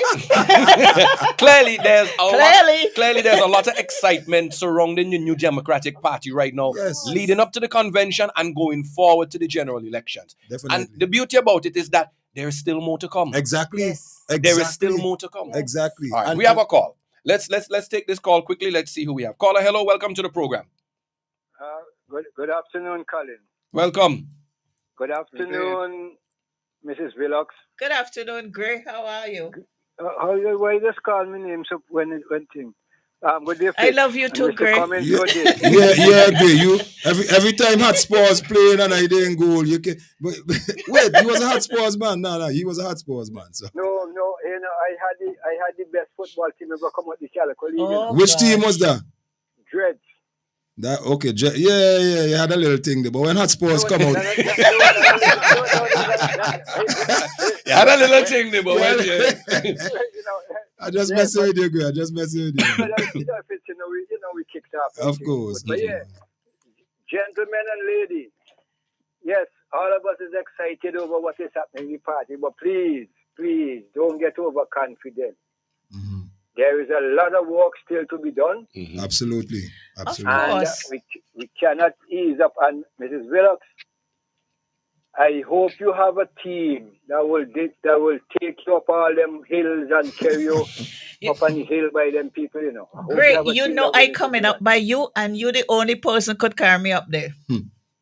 Well, you see, right now, when you call, you do call me only because now remember I don't leave home because my vision is not good. My vision is not good, but I still keep in touch what's happening because I am an NDP. First and foremost. I'm an NDP first of all. And here now, gentlemen and lady, let me tell all you something. This election, we have to be aggressive. Yeah. Yep. Definitely. And I don't want people to think when I tell them to be aggressive that I confrontational. No, in politics you have to be bold-faced and aggressive. Yeah. And don't be afraid, Miss Willox, don't be afraid to knock at the people door and deal with them. Is the only how we're going to win this seat. You have to make sure that you try and reach the people where they are. One name, Fred. And I only saw that you have a vision to pull you up some of them other hills that we go and remind some of the people, because I remember, we took you up a hill. I was there the other day. And there was a lady who gave me a Lois award when they had the cat before you, and she embraced you and took her in a house and tell you what she got to tell you. Yeah, and when you come I was up there a couple of weeks ago. Okay, so I visited them you all. Have to do. You have to meet the people where they are. Right? And actually, I took the team that was with me and that day down that road that y'all took me up. We went down it, and it was just as bad going down as it was going up. So I am saying to you whatever I could do by contacting my friends and associates, do that for East St. John. But please, Mrs. Willow, don't ease it. Don't ease Not up. easing up, girl. And make sure you try and reach people home, meet them in their home, because things that people will say to you when they meet at the house, they wouldn't say to you on the road. Yeah. So you need to do that. So, ladies and gentlemen, you mean I don't need to do more of that? I am excited as everybody, because I was on the ground in every election from 1979 to 2020. I worked close with every candidate that come up against the Labour Party. What they call in campaign manager, Daddy role I've been playing with Carl Duggan in 1979 with UPM. I work along with Louis Hall, work with Linton now, Mrs. Willox, but I know in society, Miss Willox, I ain't physically to take you into Parliament. But once you continue doing the work, it will happen. Yes, thank you. All right. But just so you know, Gray, our excitement today is mainly for the convention this weekend and next weekend. So that's where our excitement is centered now. It's not that we're being cocky or anything like that. No, well, you see, Ms. Willox, you should know, I deal with politics every day of my life. I know. And I'm serious. So when I know, yes, it's that, but I got to just give the only one. You have to keep us grounded. Too overconfident. Right? All right. All right. All right, man. Thank you. So we will move on. The excitement clearly and the buzz is clearly there for the New Democratic Party's convention. This coming Sunday, closed session for the delegates. And then, of course, next week, Sunday, the big open session at the P.T. Bordell playing field. It's going to be a wonderful time. This one is open to everybody. All constituencies come and let us rally and support the North Leeward corridor of the New Democratic Party and the two dynamic candidates that we've just put forward. So we could just call that boat ride and road trip. Everything. Because it's everything in one. Everything. All right, we have another call. Let's take this one quickly. Let's see who we have. Caller, hello, welcome to the program. Yeah, good afternoon, Mr. Graham, and how are you today? I am fine, thank you, my dear. And you? I am blessed. Amen. Glad for that. I'm glad for this nice sunshine. Mm-hmm. I'm calling from the next day that you are going to have. The convention will be taking place. Beautiful Pito. Pito? Yes, please. Nice. Glad to have you. All the way behind Mr. Shallow. Mm-hmm. I haven't met him as yet. He was in the village yesterday, but I am at home. I'm not feeling well. I saw him on Facebook with a young lady, so I said he was in the village, but I didn't get to meet him as yet. Mm-hmm. But I will meet him very soon. And I'm a supporter of the NDP. From the first time they bring Mr. Allen to run. And I have never turned my back. No matter what the situation we go through, I never turn my back on my party. Mm-hmm. I am an NDP supporter, and I will always remain an NDP supporter. Thank you very much. All right, thank you. Clearly, NDP supporters. Blessings on you, my dear. Yep. Yes. Clearly, NDP supporters are ready for this one, and we encourage you to come out and to be a part of it. Just about 15 minutes away from the 1 o'clock hour, and the phone lines are open. Feel free to jump in here anytime and give us a call and interact with us here on the program. Live in the studio, we have from East Kingstown, the Honorable Dwight Fitzgerald Bramble. We also have Deputy Chairperson From East St. George, Lavon Gibson Velox, and on the line with us we have Chairman of the party, the Honorable Daniel Cummins. Let's go back to the phone line. Let's take this call quickly. Let's see. We have caller. Hello, welcome to the program. Caller, hello, you're live. Welcome. They're listening to the radio or the device. Okay. Yes, welcome. Now, this is what takes place. Julian say, I had election to win in 2010. And I will see some winning it. And so long as he did it, I can't win no more. All right. Well, thank you for your opinion. So what you say that to say what? Well, I guess that's just an opinion. And everybody is entitled to one. So that's that's fair enough. I think this is an appropriate time, Colin, for us to welcome back on board all those former supporters who had left for whatever reason and are anxious to come back on board. We in the New Democratic Party warmly welcome you back as we move forward to carry St. Vincent and the Grenadines out of the doldrum that it is in, and to make sure our people have a better way of living. All right. But you know, is there somebody? Yes, we have another caller. So let's take this call. Caller, hello, welcome to the program. Colin. Yes, please. Mr. Hazelwood here again. Let me congratulate my representative for Central Leeward. It's a very long time I was calling for the NDP to name the candidate. Yeah. And when I heard this young man name called, well, he done been by me already. Hey. By me already. And we have a very good talk already. So, you know, I'm an NDP from I born with the party. From the time the party entered to the NDP, I did with that party. Me never changed. And everybody knows. But I never cost people. Anybody want to support the party, they support the party. That I mean, correct. I have to chase on them and cost them. No, I won't do that. But I represented my party, the NDP. And I know, and I have the feelings that my representative will bring home the seat. And don't doubt that. Amen. Don't doubt that. My representative will bring home the seat.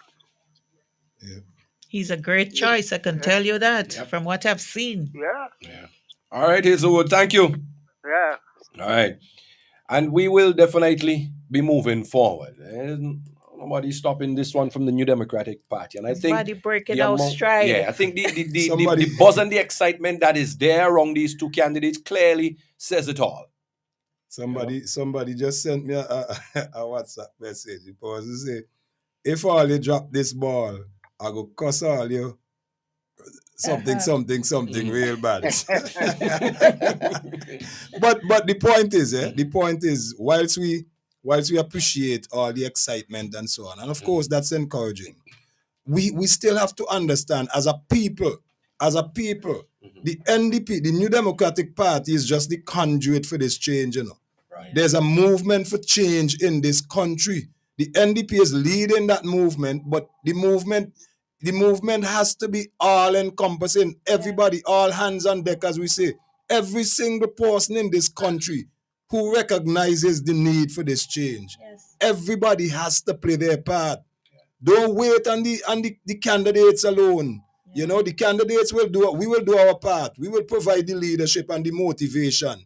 But everybody has to get involved and make this change happen. And it goes right up until the close of the polling station on election day. When you go out to vote, do like the people in East Kingston, you know. You think anybody could come in East Kingston and try to mess around with them voters, with the process? You're mad? When you see people in East Kingston come out to vote, nobody going home until the polling stations close. It's all the line. Run all the polling stations in East Kingston. I think what is going to be very important and what is interesting coming out of the previous elections is that persons are so much aware now to an extent of what the voting process entails. That's right. And I think as long as there continues to be that education and that awareness and that enlightenment to persons that, look, this is what you need to be cognizant of, this is what you need to be aware of on election day as it relates to the voting process, and you pay close attention to that. You be extra vigilant.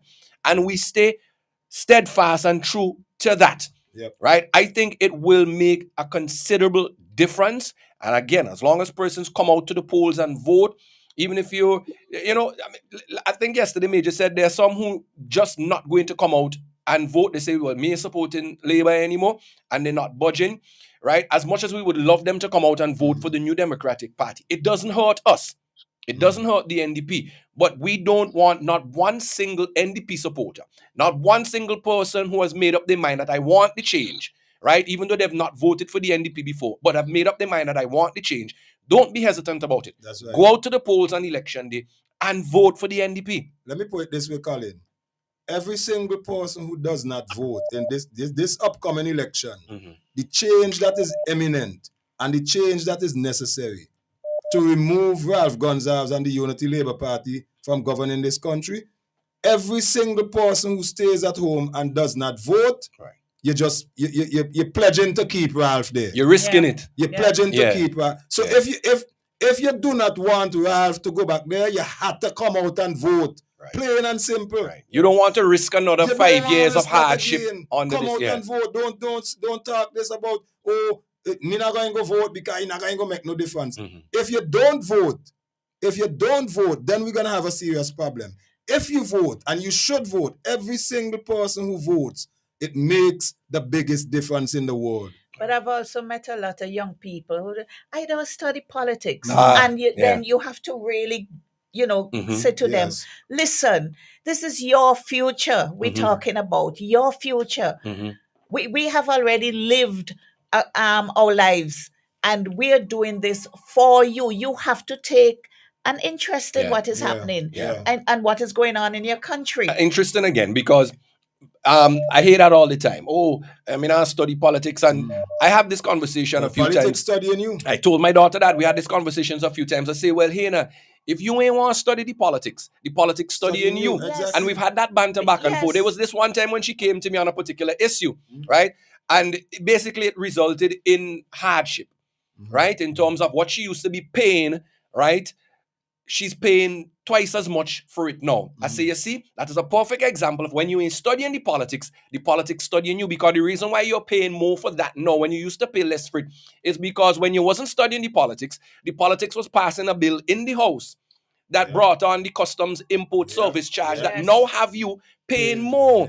But if you were studying the politics and you were understanding, you will know, well, boy, in the future, I will go and I will vote for the NDP because the NDP said plainly that is one of the things that they will do to ease off the hardship and the burdens off of people. But because you are aware of the politics and paying attention to the politics, you can now go to the polls on election day, be informed, and vote to how you want to live your future. Yes. And who you want to run the country that you have to live in. Exactly. Not only that, but the thing is, if you don't participate and contribute to the change that is necessary, it's going to be a hard road ahead. Yeah. It's going to be a hard road. I said to somebody the other day, I said, would you try to imagine St. Vincent and the Grenadines without a government? Try to imagine how our social life, our whole life would be without, there's no government, no control of anything, no governing of anything. I said, just try to imagine that. And then I said, imagine further. You have a government who's just making life difficult for you from day to day to day. Yeah. And tell me if you don't think it makes sense to give the New Democratic Party the opportunity to change that. Yeah. The New Democratic Party is the conduit. We are the ones who are leading the movement for change. But that movement for change is pushing us as well. And the stronger push, the more people who are involved in that movement for change and recognize that it's time to push aside this batsman who are making no runs. I use the cricketing analogy all the time. Some people come up and ask you, oh, but me ain't sure what NDP going to do. I say, look, let's look at cricket. If I play in cricket for St. Vincent or for the Windward Islands, and every time I go into bat, I score in a century, you're going to tell me now you still don't know if I could play for West Indies? How are you going to know if I could play for West Indies unless you pick me? That's right. But You understand what I'm saying? by the same token, when the ULP got into office, how were they sure what they were going to do? Exactly. I mean, Yeah. I mean, these They had to be given the chance the I same see way. them They were as asking for the excuses. chance. I mean, when I meet people, I said, listen, we live in a democracy, and you know, if the government that you put into office is not serving you, then it is within your right to change them. Watch me. But the beauty about it is that the difference between the NDP and the ULP is that when the ULP was trying to get in, they didn't have a track record. They were basically asking the people to give us a chance. Yes. The NDP, on the other hand, has a track record. Yes. It is proven what the NDP has done in the past and how it brought St. Vincent through that whole phase of independence and how it has developed the country over the years. It has a blueprint of what it has done in the past. That's right. And can improve on that going forward. And much of what the NDP did to develop the country up until when the ULP came into office, they have done so much to dismantle it. Yeah. And what they didn't dismantle, they try to improve upon and brag and take credit for it. Right. Yeah. But in many instances, the dismantling was really, they just didn't know what the hell they're doing. They just didn't know what they're doing. All right. We have a call coming in. Let's take this call. Caller, hello. Welcome to the program. Hello. Good afternoon. Welcome. Everyone is there. Good afternoon. Good afternoon. I know this voice. Anyway, Beckway. Yeah. One thing I look at in Beckway, you know, I don't hear Beckway name called at all about with the hurricane disaster. Now, there's a lot of places in Beckway, people still sleeping on the tarpaulin. And every morning they get up there to bail water with the tarpaulin. And I just can't understand it. I don't see nothing much going on in Beckway at all to say help the people. Now, I have a neighbor next to me. I can tell you, I look down on her roof every morning. She's bailing water. And her grandchildren is there, she's there, and every one of them is there. You know, I know the husband's sick and he's in the hospital in Trinidad. And, you know, he was the only help that they had there. And they need very much attention. Yes. Now, the other thing is, last election, I remembered that, you know, I heard about one wife had cancer once, and the son had cancer, stuff like that. Just after the election, I heard nothing after. I hope it don't come with that this time, because there's no more tricks like that anymore. Because, you know, this man tried everything to see how people could sorry for him. But this time around, I tell you, he could pray. He could do all he has to do. He's not going to win this one. Yeah. This one is the NDP own. Don't sorry for him. Sorry for the country. I will never sorry for him, because a wicked person like he cannot be sorry for. No matter what he do and how he is, you can't sorry for him. You got to sorry for the children is coming to meet all these wicked things. For the country. Yesterday, I went by a supermarket and I saw 4 oranges in a bag. You know how much is those 4 oranges? They're very small. Those oranges, $26 and change. $26 and change. When last you saw orange tree in St. Vincent or the Grenadines? Has been years since I've seen locally grown oranges. Okay, what about grapefruit, lime? Same thing, all citrus. All citrus, except I think those big rough skin lemons, those still happening. But it's very little, they bear. Very little. No, they pick them young. No, but I have a tree at home. And since I have it, the most I got from it is like 4 or 5. You never threatened to cut it down? Man, I chopped it down already, but it grew back up again. I cut it down, but it grew back up again. And I but you just have to threaten it and hit it with the cutlass and it will bear. You put chaff in it, you put nails in it, and nothing happening. Oh, nails is for iron. Well, they claim that there is a disease here that kills out all the citrus. Yeah. It's been a while that was going on. And they are doing nothing to help this country do things. No, We need everything. No, don't say that. Last year, the Minister of Agriculture announced that he was doing 40,000 citrus plants. Listen, I they wonder don't have no where. Minister of Agriculture here anymore. It's just a talk. Because this man will say all kind of things. And when you go and say, okay, we're going to ship out planting, where they end up? And the war spoil. But they had that big talks about how many acres of land for banana as well. Exactly. The NDP said they're going to do this. They're going to put so much acres of land in bananas. They said, oh, are you going to double it up? They doubled it. Yes, they did. They double it downwards, not upwards. Downwards. And this man is just sick telling lies every day of his life. Yeah. All of them. I don't know what is wrong with these people.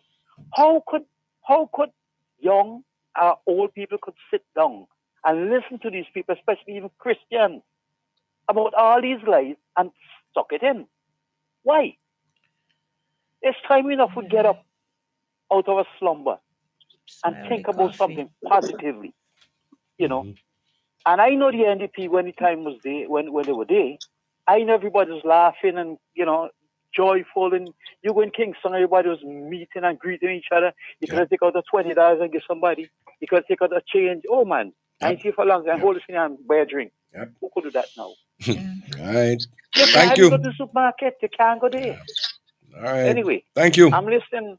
All Yeah, right. go on with your thing. All right. Okay. Fitz. But you know, sorry, go ahead. Go ahead, because I have a question. A conversation I want to throw your way. But go ahead and make your statement. You know, and what the caller from Beckwith just highlighted there, it really drives home the issue of our lack, well, not our, but this current administration lack of vision and lack of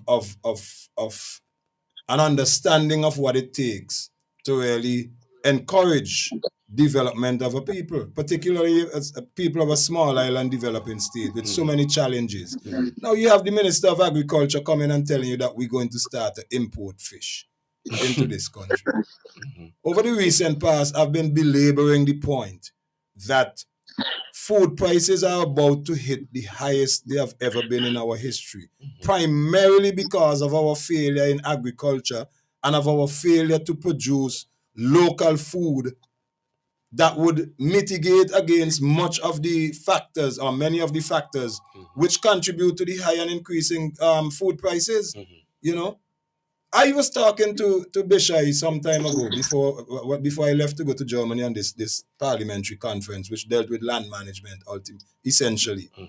And the point that Bishai made a very, very important point about the lack of an agricultural census over at least close to 20 years, more than 20 years actually. Wow. The last agricultural census, according to Bishai, was done in 1993 under NDP administration. You know what an agricultural census does?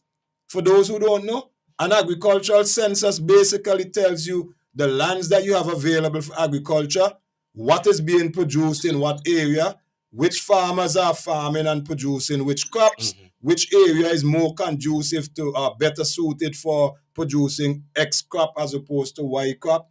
And so what is our capability of producing how much food over a period of time and over a particular land space, so that we can now plan, okay, St. Vincent has, say, 50,000 square hectares of land available for agriculture. How much food can that produce? How is that going to contribute to the local consumption of food? Would we be able to produce enough to export and earn valuable foreign exchange? Or would we have to still import some food? And so on and so on. You have to be scientific and deliberate about your economic activities if you want to make any difference. And that is what they're scared of, because they see the kind of team that the NDP is building for the next election. A team of competent people from top to bottom, from left to right, from right angle to left angle. A competent team. Every single person on our team is more than capable and competent to not only to devise the policies that are necessary, but to motivate the people of this country to participate and to help to implement these policies. Obviously, the policies are driven from the people anyway. We don't sit in our air-conditioned offices and come up with these ideas and say, oh, this is what the people want. That is not our approach. And so the point, the nexus of the point that I am making is that the New Democratic Party has a team which is competent, capable, experienced, proven track record. Every single person has a proven successful track record. And a team that is capable, willing, and has demonstrated the need and the ability to include their constituents in the decision-making process. You can't ask for a better recipe than that. So let me get it straight here. The agricultural census, that's what it is? Yes. It erases, any doubts about our food security and Exactly. things. We know exactly where we are at any given time. Precisely. In terms of our food security. Precisely. So why are we not doing it again? Well, it's obvious. I remember I said earlier that the current administration, I think a lot of what they've done or not done is they just don't know. So it's guess. You're running a country by guess? And not only that they don't know, but the competent people in our country who have the knowledge and the expertise and the skill, regardless of political coloration, you push them aside. Sidelined. You push them aside. I remember. Yes, Mr. Cummings, go ahead. Yeah, just let me make an observation. Which we must never forget that this is the government which got money to do a poverty assessment. They didn't like the results. They buried the report. We exposed them. They say they're going to do another assessment. Have we had it yet? Almost 2 years now. Do you think they will do any census, any survey that's going to make them look like who they are, the set of clowns that have every aspect of our economy there, whether it be agriculture, fisheries, tourism, anywhere you go. So they're simply not interested in letting the people see the statistics that would speak to the woes that we're suffering. But all of the people know that they don't need a census to know that St. Vincent is in deep mess. Yes. But you see, I agree with you. I share your comments, brother Cummings.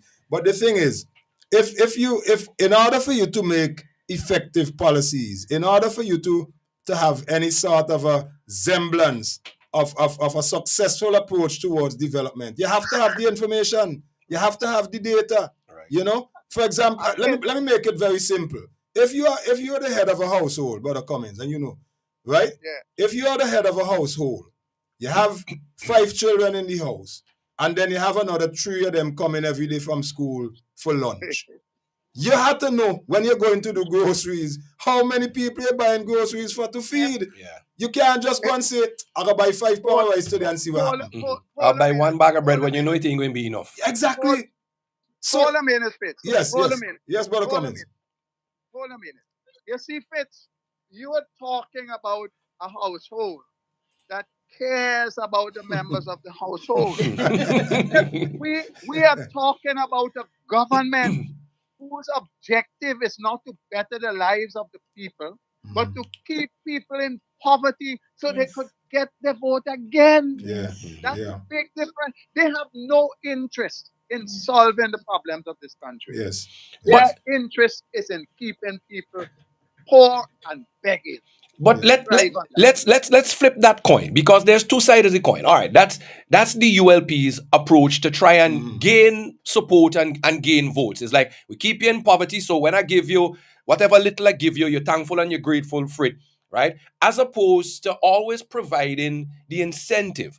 I remember with agriculture, I remember as a little boy, right there on the grammar school playing field, prep school one side, used to be Richmond Hill on the other side. There was a national agricultural fairs. Festival, yeah. Right? We don't Exhibition. We don't see that anymore. Just like how we have Fisherman's Day. When last do we have farmers there and say, well, hey, we're going to award the best farmer for livestock or the best farmer for produce and all of these sort of things. Does incentive really help in terms of making a country better and more productive? Of course. Listen. The issue of farming, for example, most farmers, they farm. That's it. They're not business people. When we had the marketing corporation, the marketing board, which emerged into the marketing corporation, people were motivated to farm because they know when they produce, when they grow the crop and they farm and they pack up the cookers bag of whatever and they bring it down to marketing board, they gain some money. Right. Now you have people farming. They don't know from whence they came and to where they're going in terms of when they produce. Well, even before they produce, the lack of support is so glaring. You know, fellas struggling to maintain their farms. Right. But once they get over that hurdle and you produce something, other than coming into town and sitting down somewhere with a few heaps of potato and this and that. You're haggling with the traffickers to try and get a good price. But look at the traffickers. What are they trafficking now? Look at the volume of produce that is being trafficked, to use that term. Where's the market? There's no market. Exactly my point. Exactly my point. You coming and telling me now that you're going to import fish into St. Vincent. Look, St. Vincent and the Grenadines has over 36,000 square kilometers of marine resources. Fishing ground. We have about 340 square kilometers of land resources. So our marine resources outstrip our land resources almost by tenfold, more than tenfold. And you telling me that who are you going to import the fish from? But that's the big question I was not going to ask. I'm going to ask a stupid question because if we importing seafood into our country, then what is rainforest doing? Exactly. Now, before we get to rainforest, Colin, Saboto went on the radio, I think it was just yesterday, and he said one of the reasons why we have low catch is because a lot of the boats were destroyed by Hurricane Beryl. Now, first of all, I don't buy that nonsense. If you want to convince me, tell me how many fishing boats were destroyed and how much has that impacted the catch. If you say 10 boats were destroyed and those 10 boats used to catch 1,000 pounds of fish a week, then we know we have 10,000 pounds of fish that we no longer catching. But don't come and give me no mumble jumble stuff about boats were destroyed, hence the reason why we have a low supply of fish, which is going to drive up the price, and now you're going to import cheaper fish. How are you going to import cheaper fish from who? From where? And for who if we exporting on the other side of the coin? But exactly, rainforest. So then who's the importing food for? Listen. The fish food. Listen, you hear what I tell you? This is mumbo jumbo. I will call it mumbo jumbo economics. I won't even go into but we're laughing and so on. But it's a serious issue. Yes, it is. Very serious. This is a serious issue. But it is ridiculous to the point where it is laughable. And then on top of that, my headphones gone out. But anyway, on top of that, right? If you look at the impact of all of this on our health, the health of our people, I mean, everything is interconnected, you know. Yeah. Because people can't afford to buy healthy foods anymore. That's true. You can't afford to buy healthy foods anymore. Fish and vegetables are more expensive. So when the New Democratic Party tells you that when one of the 4 pillars of our economy is going to be agriculture, and we are going to make sure that we provide the kind of support that would encourage and motivate our farmers to produce, because now we will reestablish the marketing corporation, which obviously is going to assist the farmers in finding markets for their produce. In urban areas such as in East Kingston, for example, where you don't have a lot of farmland, but you have opportunities for people to do backyard gardening. You have opportunities, little parcels of land, you could do community gardening and all these kinds of things. Because people have to be able to eat, not only eat healthy, but be able to afford food. Food prices are through the roof. Almost touching the sky right now. When you tie all of that into, you're hearing Major talk time and time again, talking about agro-processing facility in Central Kingston. How does all of that play into the dynamics of making this country economically viable? Well, exactly, because now you're creating an economic activities, you utilizing one of your competitive advantages. We have good agricultural lands compared to a lot of our neighbors. Right. Our own agriculture minister said in January this year in his budget presentation that St. Vincent has the capability to feed the entire Caribbean. Camelo called us the breadbasket of the Caribbean. July of this year, just after Beryl, the same Saboto Caesar, Minister of Agriculture, coming and telling us we have a food security problem. So which is it?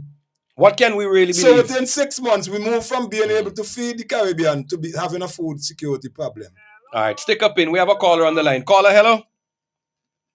Yes, folks. Good afternoon. I know all of you recognize this voice. Spencer. I am Arnold. Spencer. Just speak up for us, please. Welcome, me brother. That's Welcome, my me brother. schoolmate. Yes.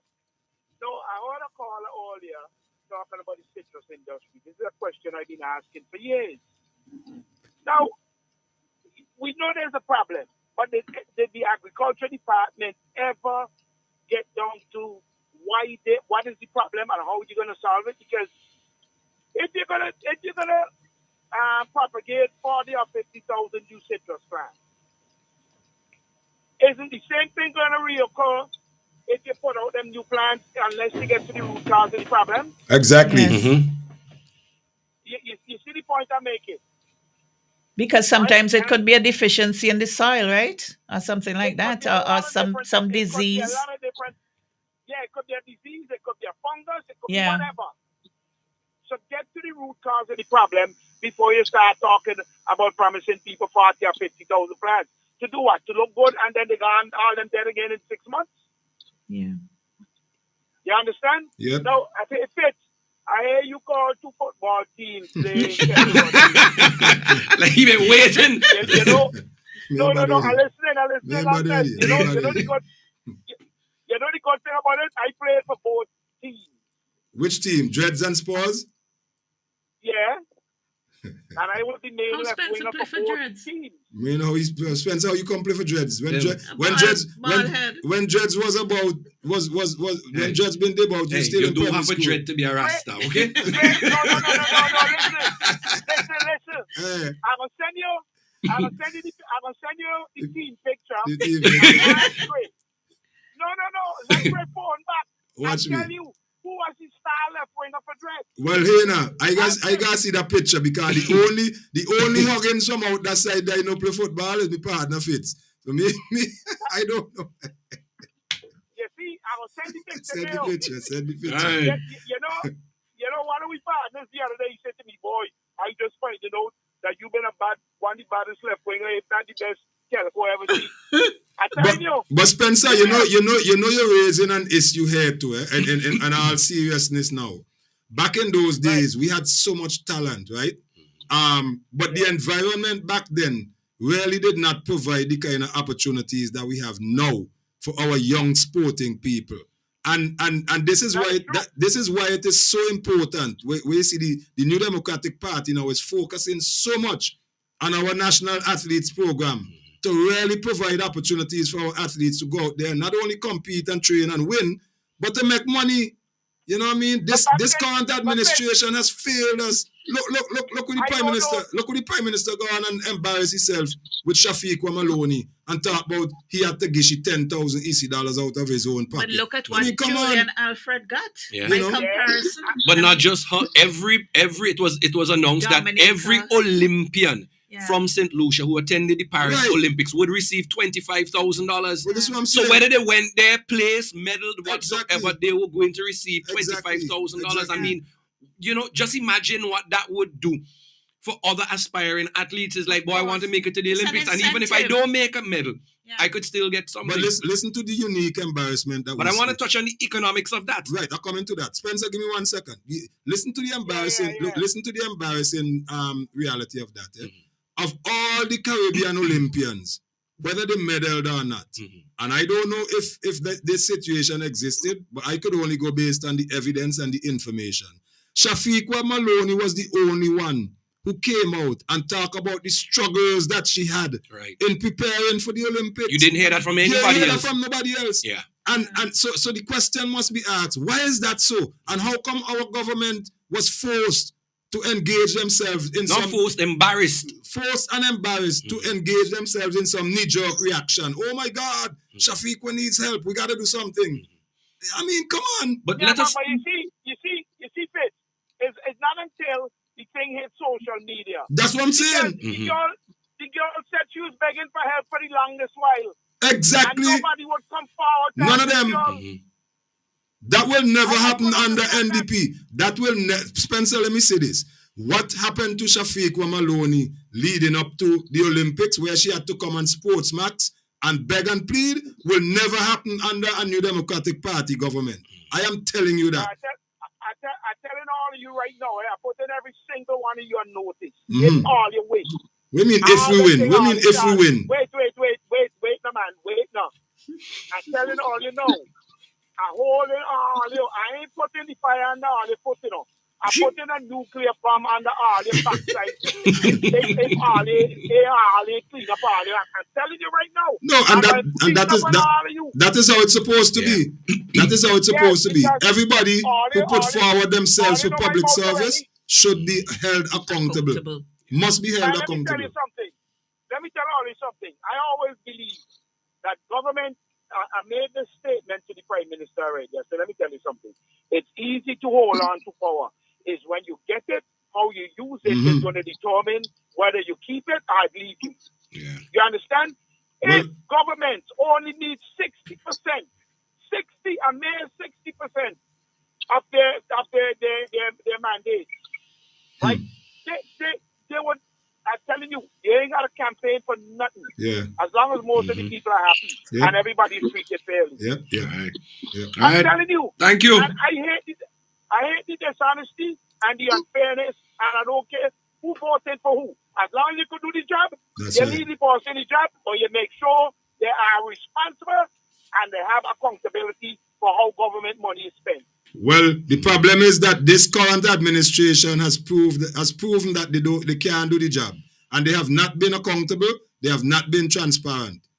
So there you go. Well, that is for the opposition to convince everybody, and all you keep doing what they're doing. All right. We got you. Thanks, man. All right, thank you. We were just talking there a while ago on athletics and sports in general. I want us to, because we have to tie in, we have to see just how important the economy of a country is to be in a position to help. Let's look at St. Lucia, because St. Lucia clearly was the shining star here in all of this. No pun intended. But anyhow, we all saw what Julian Alfred received. She got $1 million from the people of St. Lucia. The government gave her land, right? Every single Olympian who took part in the Olympics representing St. Lucia got $25,000. Her coach got his mortgage paid off and so many other things. How comfortable does a country have to be economically to be able to do that for their athletes? Well, the point is, if you recognize the value and the importance of our athletes at that level, we call our elite athletes, and you recognize the value and what they can contribute, then it's a no-brainer. Even if, and also, when you're allocating resources for national development, you must be able to prioritize and indicate which areas you hope to focus on, which areas give us the best opportunity, which areas give us that competitive advantage. Right. Sports and the development of young people is clearly one of them. It is clearly one of them. The problem is that we don't consider sports as being sports in the new dispensation, in our new global dispensation now. Everybody is, look, even video gaming, you know they have professional leagues for video gaming where people can make money. You know what I mean? And it's not so much about making money, but we talk about the new economy, the orange economy, so to speak, where the value of your talent is recognized and the value of your talent is compensated. That's what the world is about now. What sort of benefits like a Julian Alfred would bring to her country, whether economically? Tremendous. She has put St. Lucia on the map at the heights that they probably would not have imagined in such a short space of time. So that is one. People are going to be attracted to St. Lucia. Investors. You mean even more? Even more. Investors, visitors, what have you. Additionally, Julian Alfred's performance is now going to raise the eyebrows of many coaches, many sporting institutions and organizations. Internationally, they're going to want to know, boy, I wonder if St. Lucia have another Julian Alfred in the making. Right. And they are going to exert effort, resources, attention to recruiting St. Lucians as well. Yes. In addition to that, I am quite sure that the St. Lucian government and the St. Lucian people, they are now going to redouble their efforts and increase their attention and support and motivation for young sports people in St. Lucia, not just for track and field. Right. Because Sister Alfred, the daughter of their soil, who has done, she has topped the world. You don't think they're going to be thinking, boy, if she could do it, others could do it too. And even without the hierarchy making that decision and putting that much more attention and support, young people, they're going to, that they have suddenly found in St. Lucia a role model who can give them hope and who can give them that level of motivation to want to do something exciting and to want to make a success of themselves based on the talent that they have. So the rewards are tremendous. Tremendous. One business place in St. Lucia committed $30,000 to outfit in a gym, which in itself augurs well for sport. Yeah. But I have a question.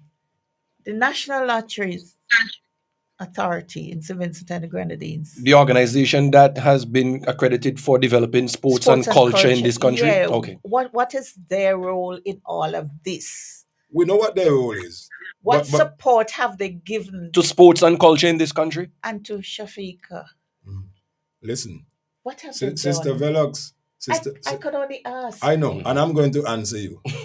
we know what the mandate of the National Lotteries Authority and is. Every year they boast of profits, unbelievable profits. But the point I'm making is that we know what their mandate is, but if you have which one? The one for sports and culture? Yeah, for sports and culture. If you have a vehicle, right? You have a vehicle. The vehicle is it's been inspected. We know the vehicle is very good. It's running good. It has the capability to take you anywhere, any part of the country, uphill, downhill, whatever. And, it's good on gas and everything. But that vehicle's performance is only as good as who's driving it.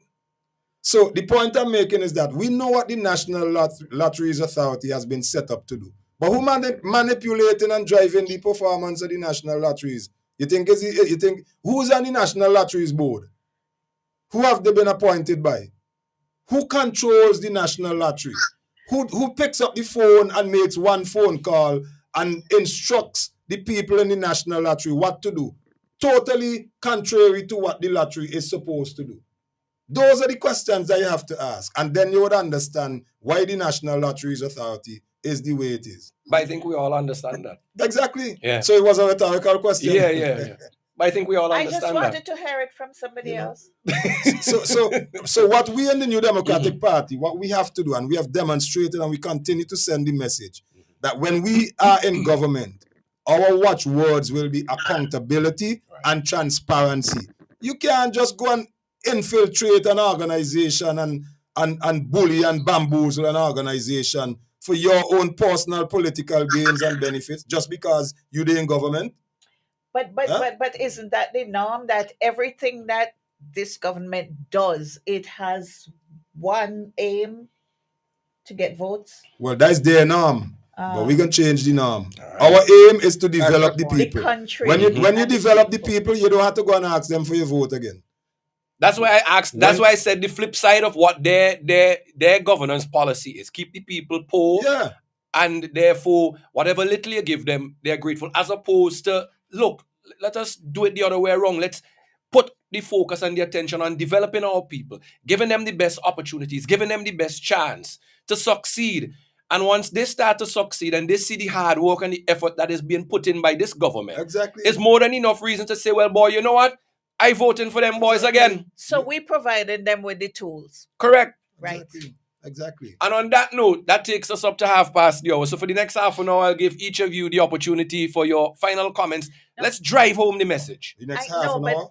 I need to Well, say the next 15 minutes. I need to say something to our chairman. And I mean, and he might get a little chuckle out of it. I was walking in town this morning, Heritage Square area, and there was this woman pontificating to a small crowd of people. And she said, "You know what NDP do for we? You know what they do for we? They bring water from Hermitage Mountain for we." Mr. Chairman? You have to clap for What that. a plug. You have to clap for that. Well, Ms. Velox, I'd let you lead off here for us. Ladies and gentlemen, we are a few days away from our convention. It's a two-part convention according to, I have to speak after our chairman. I'm just the deputy chair. It's a two-part convention. One is this Sunday, the 6th of October, and that is a closed session at the New Democratic Party's headquarters. It will be attended by delegates. So that is going to happen there. The other part of it is the boat ride and the road trip that takes us to Pettibodale the following Sunday on the 13th for the rally. And this is where we're going to hear from our two new candidates for on the Leeward side, North Leeward and Central Leeward, which would be Dr. Kishore Shallow, and Conroy Huggins. Now, I've had the opportunity to walk around with Conroy, and I tell you, the way the people gravitate to him, the way he interacts with the people, we went on the playing field and the young people just came. And then I was standing by this truck, they were selling popsicles, and they were like, "Miss, what's your name?" So I told them, they say, "Hey, now, tell Dr. Friday, now, we ready. The young people down here ready. We gonna want vehicles, we want plenty rallies and all of that." So Conroy, you seem to be in good stead. And no doubt, this is something that is going to transfer to North Windward too. And Carlos, that one vote done wipe off. Sorry. Clean. Sorry. Fitz? Well, I as I said earlier, I am of the view that this is going to be the NDP's last convention in opposition for a while. And I would like to encourage everybody to come to that open session on the 13th, Sunday the 13th of October at Pettibodale, because you're going to hear from the future of the New Democratic Party. These are two young men, Kish and Dr. Shallow and Conroy. Both young men are 40 at best. Yeah? They are 40 at best. So, let me put it this way. In economics, we say ceteris paribus. Everything else being equal, these two young men are going to be representing those constituencies in Parliament for a long time to come. They are the future of our party. And I am encouraging everybody in St. Vincent and the Grenadines, whether you could be there physically, follow the live stream to listen to these two young men, what they have to offer, listen to them, listen to their thinking, listen to their mindset, and get an understanding of where the NDP is going in terms of governing this country. That convention on the 13th, when you hear all the speeches and the presentations, would be reinforcing what the New Democratic Party has been, the message that we have been giving, certainly since the last election, since I came on board. Our messaging has been consistent, well thought out, methodical, and appropriate. Not just for these times, but appropriate for the next 10, 15, 20 years. And that is what I think is exciting. That is what I think continues to excite the young people. Nobody hear the talk about NDP and no young people and NDP and no young support, you know. There's a figment of their imagination. And of course, they have to have a counter narrative. So you don't expect them to say anything differently. But the point of the matter is that at our convention, the public the public activity on the 13th, you will get an opportunity to hear again what the NDP is all about. All of us will be there, live and in living color, and I'm encouraging everybody to make sure you listen. Make sure you listen and understand what the NDP is about, what are the NDP's plans and agenda for developing this country and making the lives of everybody better than what they are now. The NDP's plans and agenda will make sure that, for example, we mitigate against continued occurrences like what happened at Sion Hill Bay in East Kingston. We are going to make sure that we create the environment to reduce the possibility of those things happening. A woman coming to you, asking you and begging you for help to buy shoes and uniform for your children to go to school. I'm not saying that that is going to stop completely, but certainly it will improve significantly under a New Democratic Party government because we care about people and we understand what development of people means. And we are committed to making sure that we provide opportunities for every single Vincentian to better their lives. Let's do like what Michelle Obama says. Don't sit down, do something. Let us do something to make sure that this government that is in existence right now steps aside and the New Democratic Party is given the opportunity. And as Barack Obama said, don't cuss and don't carry on. Vote. Right. Vote. Correct. All right. Thank you very much. Mr. Chairman, comments? Thank you very much, Colin. And it really is an honor and a pleasure to be on the program today with my two colleagues, my dear friend from East St. George and Fitz right here in East Kingston. And I want to echo the sentiments of a caller on the program today. We have excellent candidates. We are doing all of the preparatory work. We have been preparing ourselves for governance of this country for some time now. But none of this matters if our people don't come out and vote. Mm-hmm. And to do that, we must first make sure we get registered and make sure our children who come of age are registered and that we help them to understand the electoral process. And it is simply this. When an election is called, you select people to govern the country for 5 long years. There is nothing you can do, no matter how badly this government performs, within that 5-year period. At the end of the 5-year period, you have a chance to get rid of them and elect a new, or if they're performing well, to retain them. Your duty to yourself, your family, and for generations unborn is to do your role in determining whom you want to put to govern this country. And if any person on these islands of St. Vincent and the Grenadines needs to be told why they should vote out this crooked bunch, something is wrong. Something is wrong. That is why what we are focusing on in the New Democratic Party is on telling you what we're going to do better and different. I want to hail up my colleague from the Southern Grenadines. I know he continues to struggle with all the difficulties down there. He was hoping to call in, but obviously he wasn't able to make it. And to all of the beautiful people of West Kingston, Fitz, no competition. West is always the best. We know that. All right, Brother Collins. Honestly, the thing about the members of the team of NDP is that we love our constituents. Yep. No matter their politics, no matter what. Yeah. We love our constituents and we do our level best to make sure that their lives are enhanced. That is what drives us. So, Colin, thanks again for hosting a marvelous program. See you next time. God bless. All right. Thank you very much. And again, we thank the chairman of the New Democratic Party, the Honorable Daniel Cummins. We also thank the elected representative for the constituency of East Kingston, the Honorable Dwight Fitzgerald Bramble.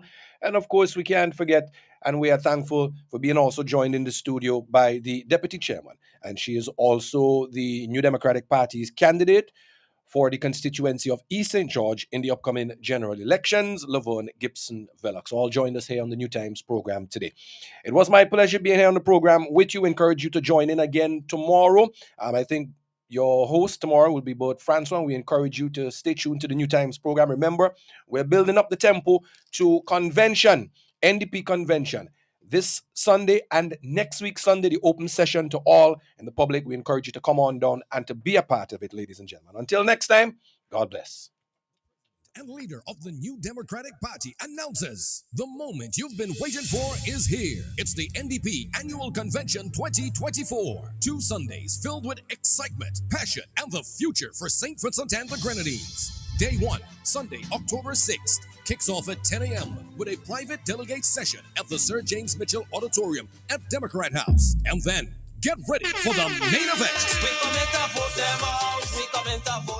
On Sunday, October 13th at 11 a.m., join the President and leader of the New Democratic Party, Dr. the Honorable Godwin Friday, as we gather at the Petit Bordel playing field, North Leeward. Join us as we rally behind our 2 dynamic candidates, Conroy Huggins from Central Leeward and Dr. Kishore Shallow from North Leeward. These leaders have electrified the nation with their vision. This is what you've been waiting for. Real change, real leadership, real hope. So bring your flags, your passion, and your energy, and let's rally for the future. See you there, October 13th at the Petit Bordel playing field, the NDP Annual Convention 2024. Don't miss it. Bonady Supermarket in Kingstown, serving the nation with quality service and excellent prices. At Bonady Supermarket number 2, located at Upper Middle Street, we are proud to serve you. We are second to none. Call us at 457-1616. We at Bonady Supermarket number 2 will always be here for you. Bonady Supermarket, serving the nation with quality service and excellent prices. Attention all business owners. Are you tired of ineffective marketing strategies? Look no further. CG Productions is here to revolutionize your marketing game. We offer quality flyers, promotional videos, audio production, and other marketing materials that will set you apart from the competition. Say goodbye to mediocre marketing and hello to stunning, professional materials that will capture your audience's attention. Visit us online today at CG Productions to see what we can do for your business. Quality marketing materials, guaranteed. CG Productions, your marketing solution. Make your bookings today by calling 1-7845-344605 or like and follow on Facebook at CG Production. Dearest gentle reader, this author is delighted to tell you about this season's 6 most sensational diamonds, vying to ascend to the throne and lay claim to the title of Miss SVG 2024. A royal dream, to be sure, and certainly one they have long prepared for. But who might this diamond be? Will it be Lisha Beach, Miss GCI St. Vincent?